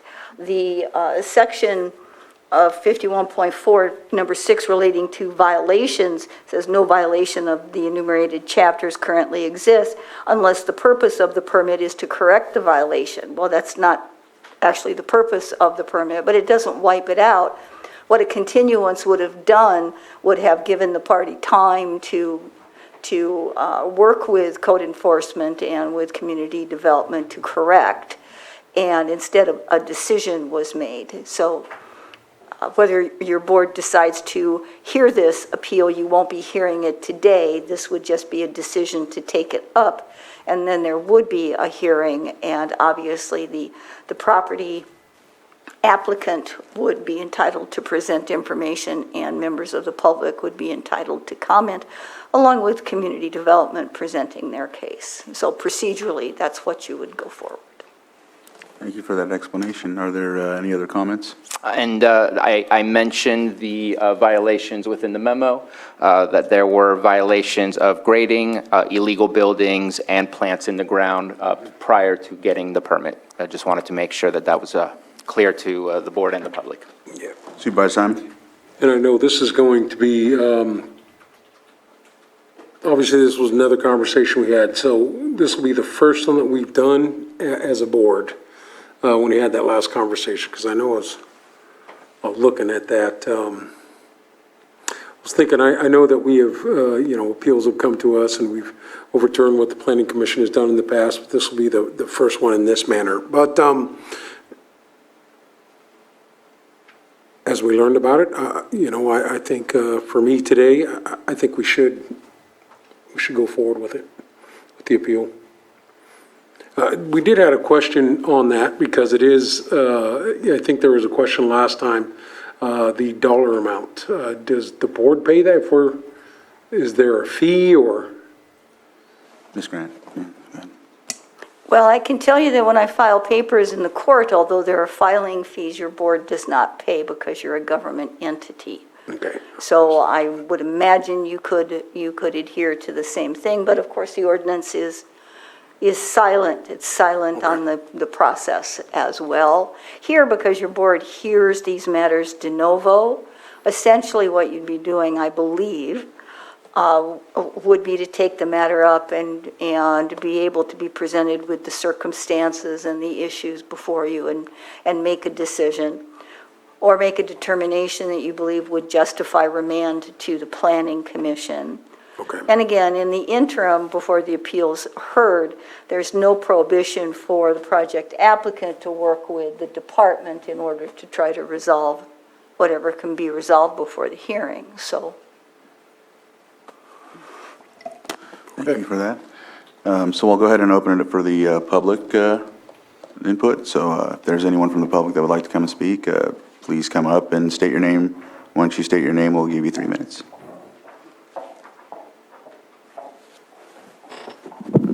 Good morning. My name is Jennifer Berg, and I'm the project applicant. The Lake County Cannabis Ordinance was written to attract professional operators. I'm a professional business person. My partners are professionals. We are the quality of operator that your ordinance was written to attract.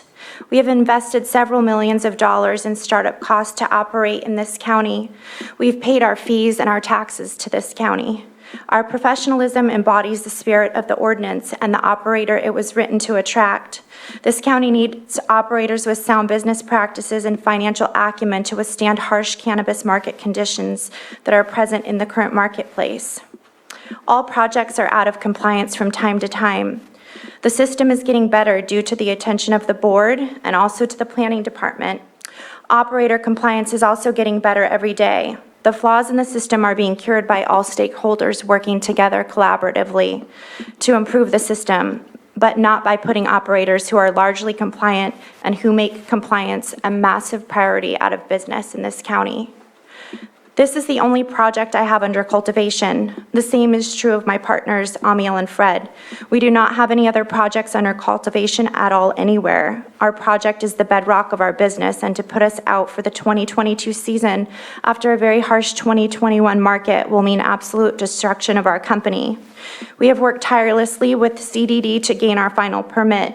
There is no grading violation. I received my grading permit in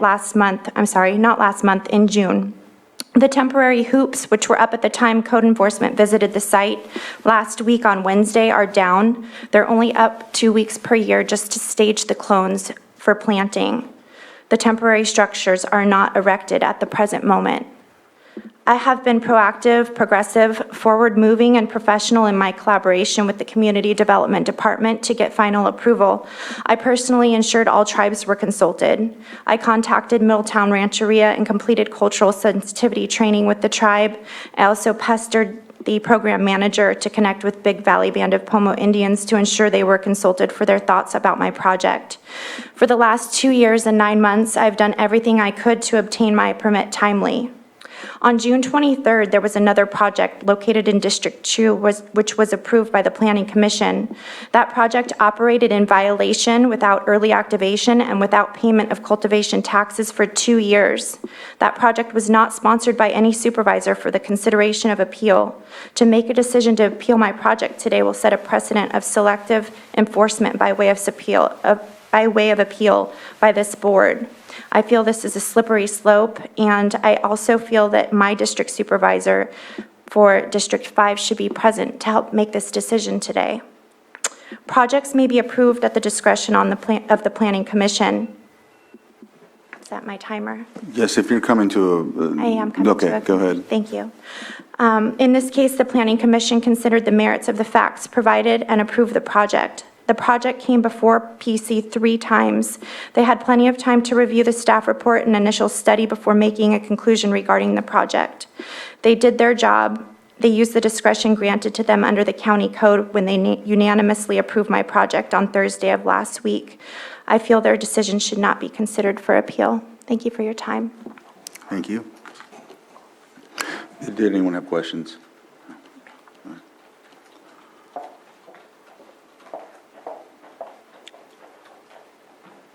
Hello, my name's Amil Needham. I'm also owner of Bottle Rock Cannabis. Our project is located where it's not visible from the public or no nuisance. Let's see, it's not bothering anybody. Nobody can see it. And we've been operating for 2 years and we haven't had one complaint from anybody in the public. And we also had nobody in the county oppose our project. So we feel that this really is like the perfect project to for you guys to allow to happen. Let's see.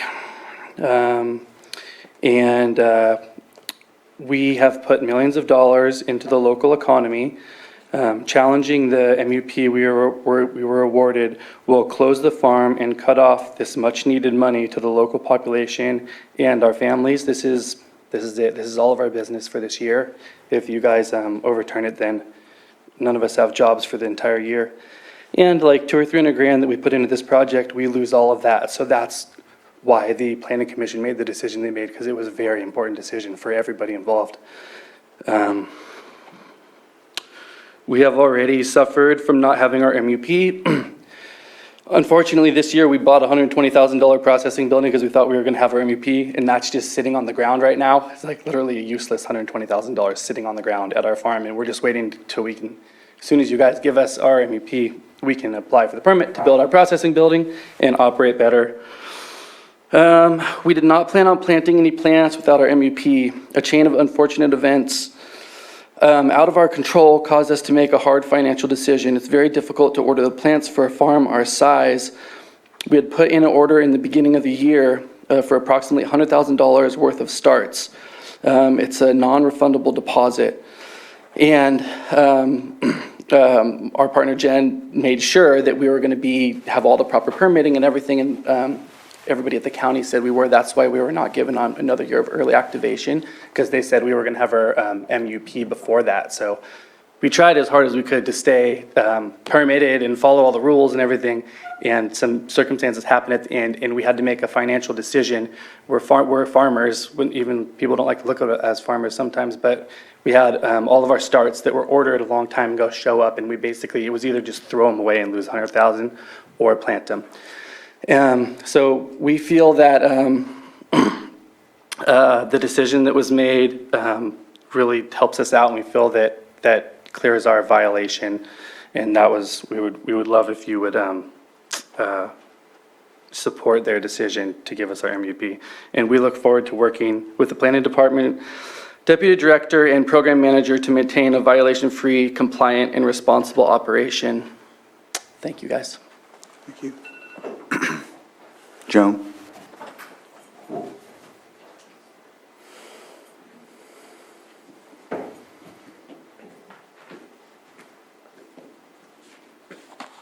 Joan Moss.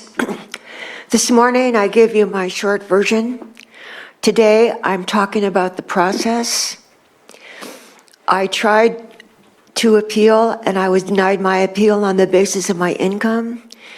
And I'm still trying to get a drought complaint, and I'm not having very much success. So what I'm wanting to do is go back and file for an appeal. I have my appeal application I got from the courts, and I want to tell you that in a very real sense, what happened here is what happened to me. All of a sudden there's new information, and you're thinking of an appeal. Well, I found information that was verified by county employees. I'm not a government employee, but the Environmental Health Department pointed out that the hydrology report presented by Mombacho Vineyards was not accurate, and my well will be in the way. Joan, this isn't about Mombacho, and so I understand it's about the appeal. If you can, but if you get the appeal, maybe I should. Right. So if you could just stick to the appeal, your disagreement or agreement with the appeal or something of that nature. I wrote more, so here you are. Okay. Well, we'll take that and read Thank you. Thank you. I haven't given up. Yeah. I have letters from the Attorney General. I'm still writing letters and thank you, Joan. Still trying to work with the sheriff. Thank you very much. I'll give this to Anita also. All right. Good morning, members of the board, council. My name is Chris Andre, and I'm an attorney, and I'm here on behalf of Bottle Rock. I hope that before you make this decision, each of you will take the time to look at the video that led to the decision by the board, so that you have not just a quick interpretation of what occurred, but actually see what occurred and see why these people who you have entrusted to follow and do the best job for you, after having heard everything that has already been said here, realized for lots of reasons, which I hope you'll give me the time to go into, decided that this permit should be granted.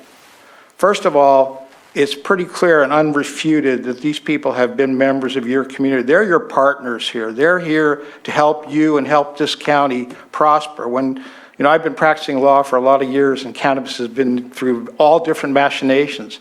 And my own view, I live in Sonoma County, but my view was when Lake County decided they were going to embrace an industry that was obviously going to grow, it was a smart move. People like these guys came up here, and they have provided jobs, they provided income and fees to your county for the last 2 years to the tune of about $3 million in jobs to people. Late last year, they were getting ready to apply, and Jen went to the county. This is all in the record, and they said, she said, we want to get early activation. They said, no, you don't need early activation. You have plenty of time to get your major use permit.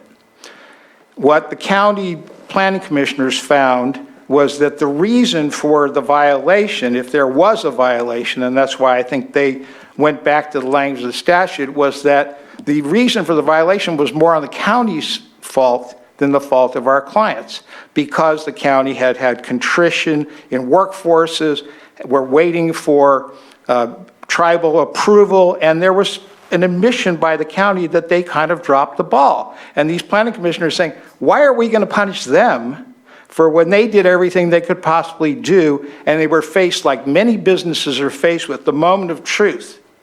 In February, they're led to believe that for no other reason, they will have their permit before their clones are scheduled to arrive. Jen orders the clones in February, has to pay $130,000 for them. They're told they will arrive sometime between July 15th and August 15th with a target date of August 1st. They get them about a week before the hearing, and there they are sitting there with these things. If they don't put them in the ground, they go broke.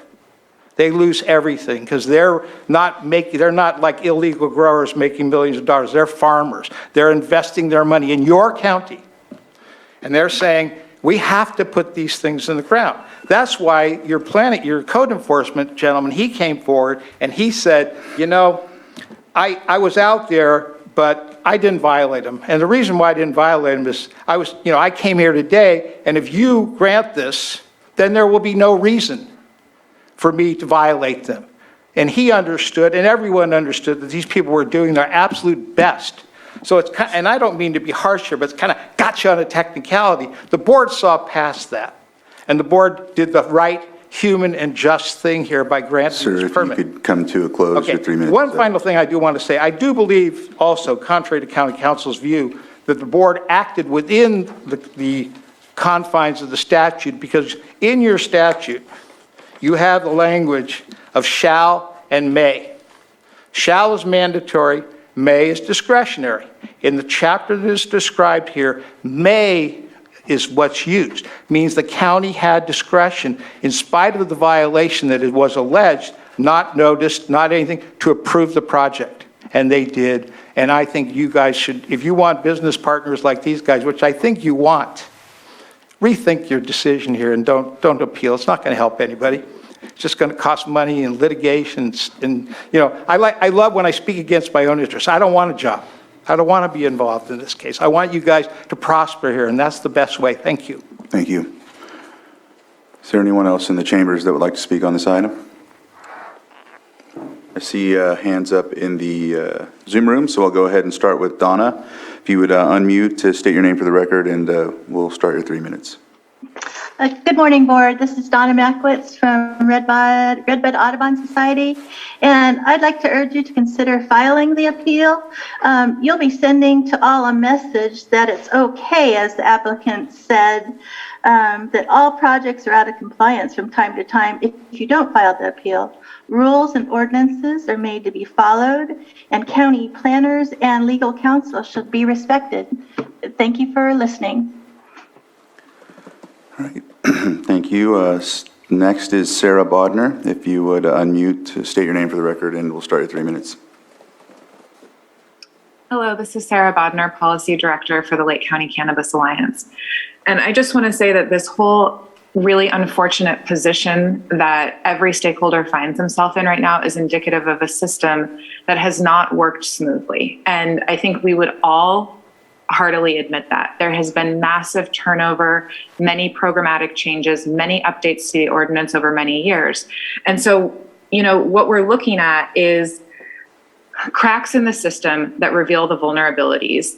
And we know that permitting is a two-way street, and it involves compliance and follow through from both the county and the staff and the operators. And there are myriad examples of where things have fallen through the cracks, where paperwork has been lost, where deadlines have not been met, when staff members have disappeared and all of their emails and files with them. And that's, I think, what this timeline shows us. And how do we move forward amidst all of that? I think firstly, if we're going to make a decision about a project in a district, then that supervisor should be present and be able to speak to how this project impacts their community. Secondly, I think every single option needs to be explored, including putting conditions of approval around compliance on a particular project, and that an appeal isn't the only option that you have here, as we're pointed towards what is the greater good and how can we make Lake County a welcoming business environment for good actors, because I think that's what we all want. And LCCA is here side by side with you and figuring out how to do that and how we can heal these cracks in the system so that the right projects can move forward and that will be here supporting the economy and the community a year from now and many years from now. Thank you. All right, thank you. Is there any other public comment from the Zoom room? All right.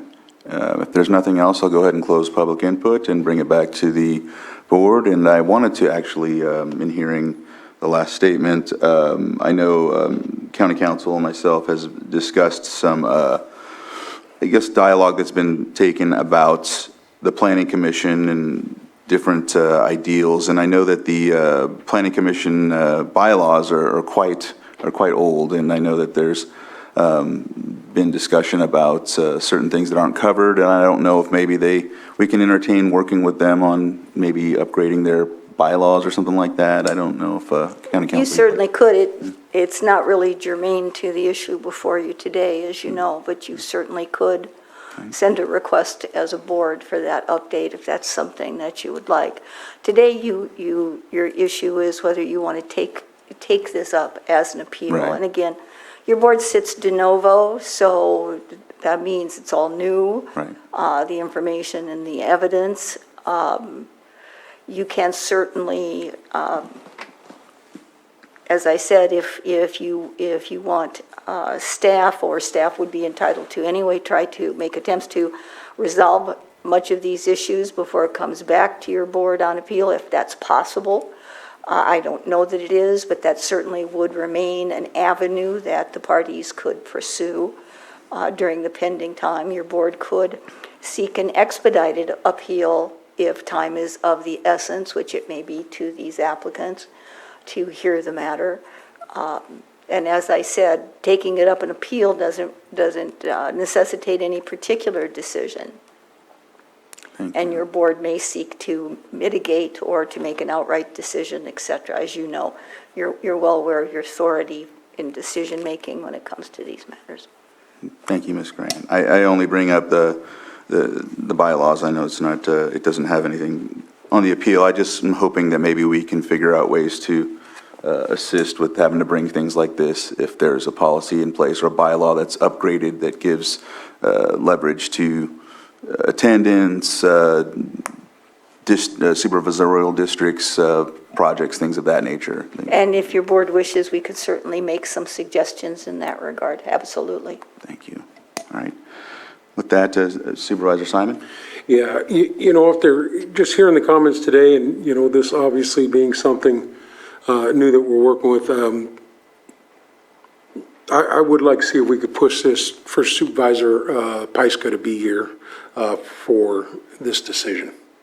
I would hope that each one of us would get that opportunity unless we had already corresponded with the chair or something, in some manner. But, I think that would be the thing to do. I kind of, move that, or think back that with the Planning Commission, maybe they should have pushed it down the road too. The conversation happened, but they should have, see if we could get at least one more planning commissioner to weigh in on that conversation. So that would be my request. And then being this is kind of the first time moving through this too, Anita, do you need a 4/5 vote on this appeal? You just need 3, just a majority? Okay.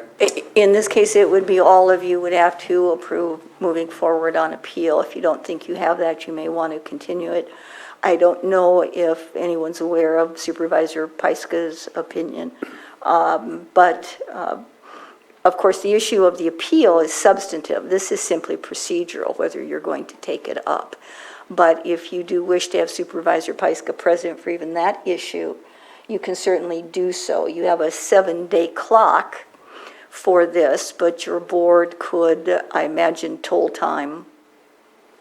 Or you could just simply agree to file the appeal with the condition that it may be withdrawn if Supervisor Pyska or another of your board doesn't support it. So the 7-day clock is running since it was on Thursday. Okay. Mm-hmm. Supervisor Sabatier? Putting this on the agenda without Supervisor Pyska here was, to me, the more difficult decision that I had to make.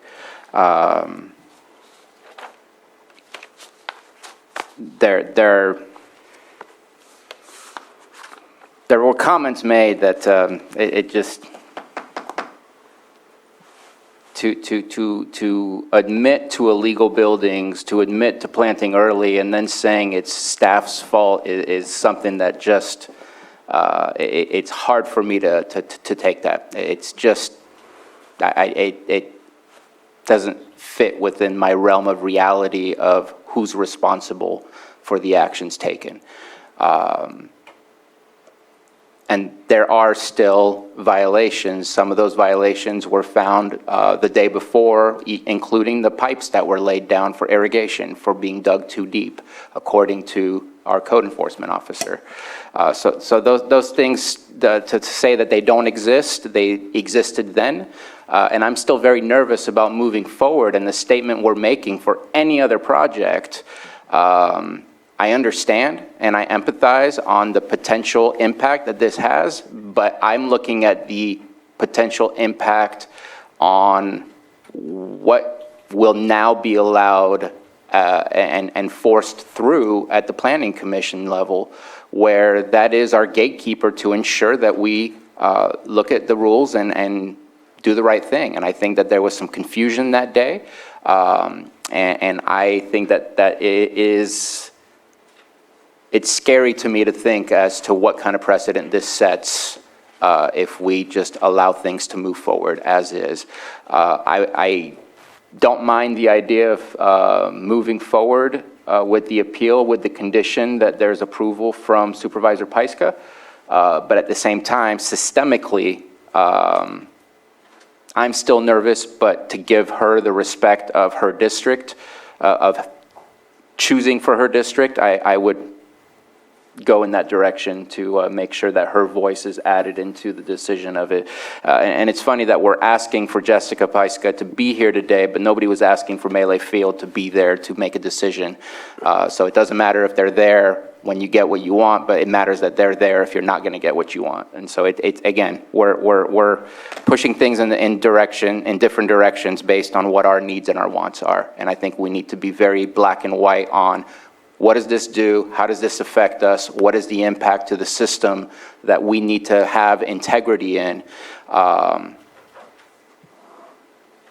So that's the way that I Yeah. would like to move forward. Yeah, I hear your point.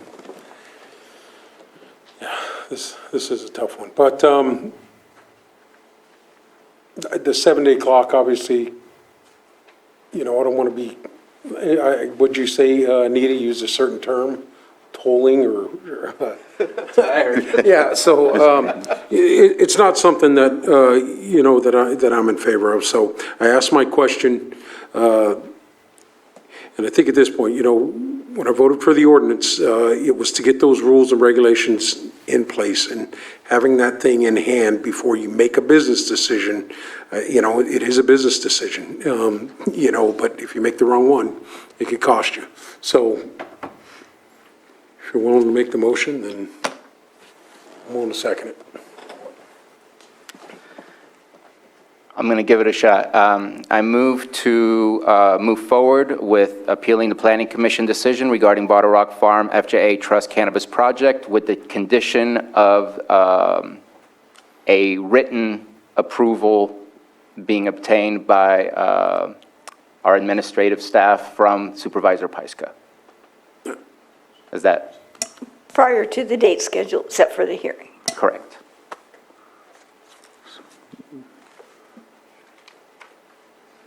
Okay. Just a question to you. I know you made an adjustment there, but, my conversation, I was going to ask for it to stay for Jessica to be able to be here to have that conversation. But that time frame doesn't meet on the 7th. So I haven't seconded a motion like this, Anita. So a written, Jessica can write it yes or no. And then what does that do? That either cancels it or moves forward. It probably would be a cleaner process to just toll the period in order to allow the supervisor to be present to determine the appeal, or to simply file the appeal and the supervisor in whose district it is will be present at the hearing. I think that would be the direction I would support, the second. And just a quick question for County Council. Because our appeal process says 7 days, legally to postpone a decision, where does that put us?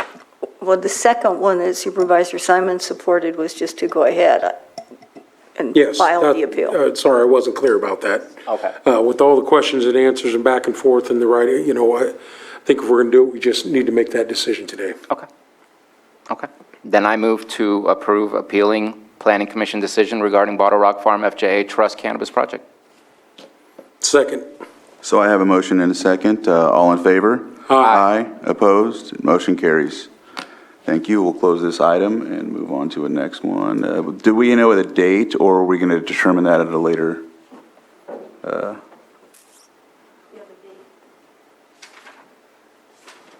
Depending on when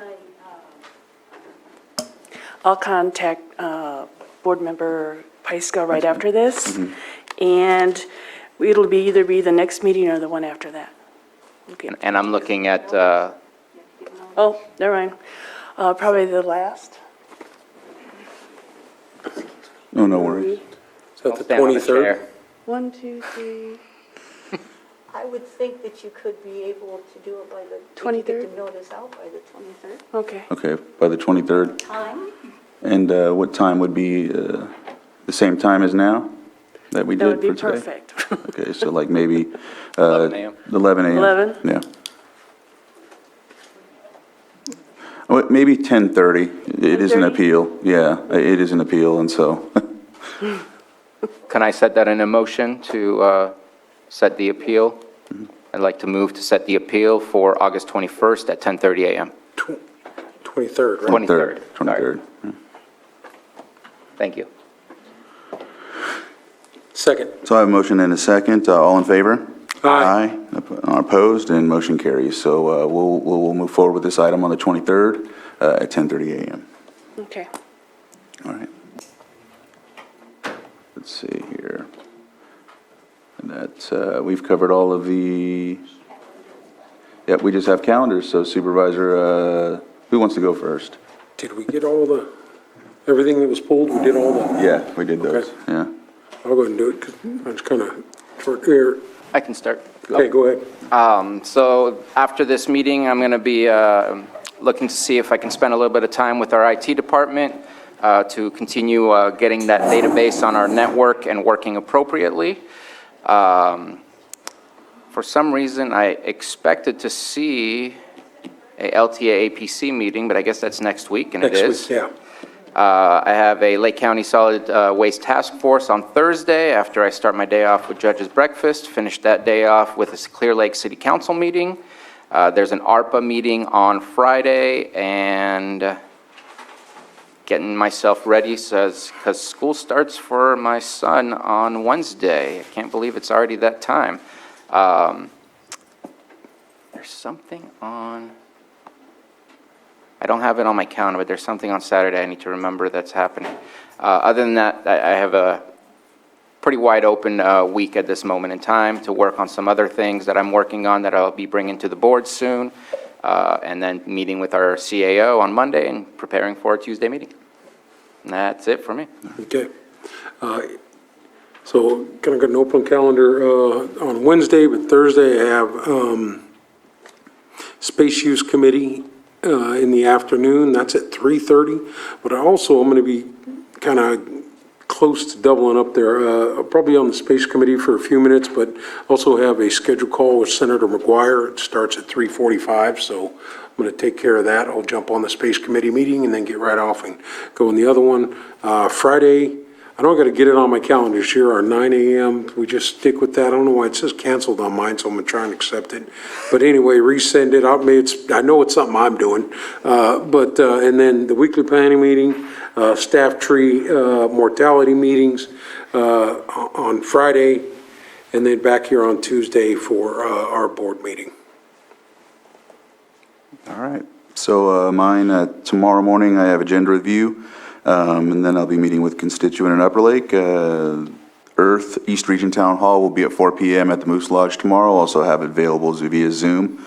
So I'll be there. Following that, go to the CSA meeting out in Spring Valley at 7 p.m. Thursday morning at 9:30, there is the AR 330 Cal 20 water discussion brief that they have once a month. And the Solid Waste Task Force Committee meeting at 10.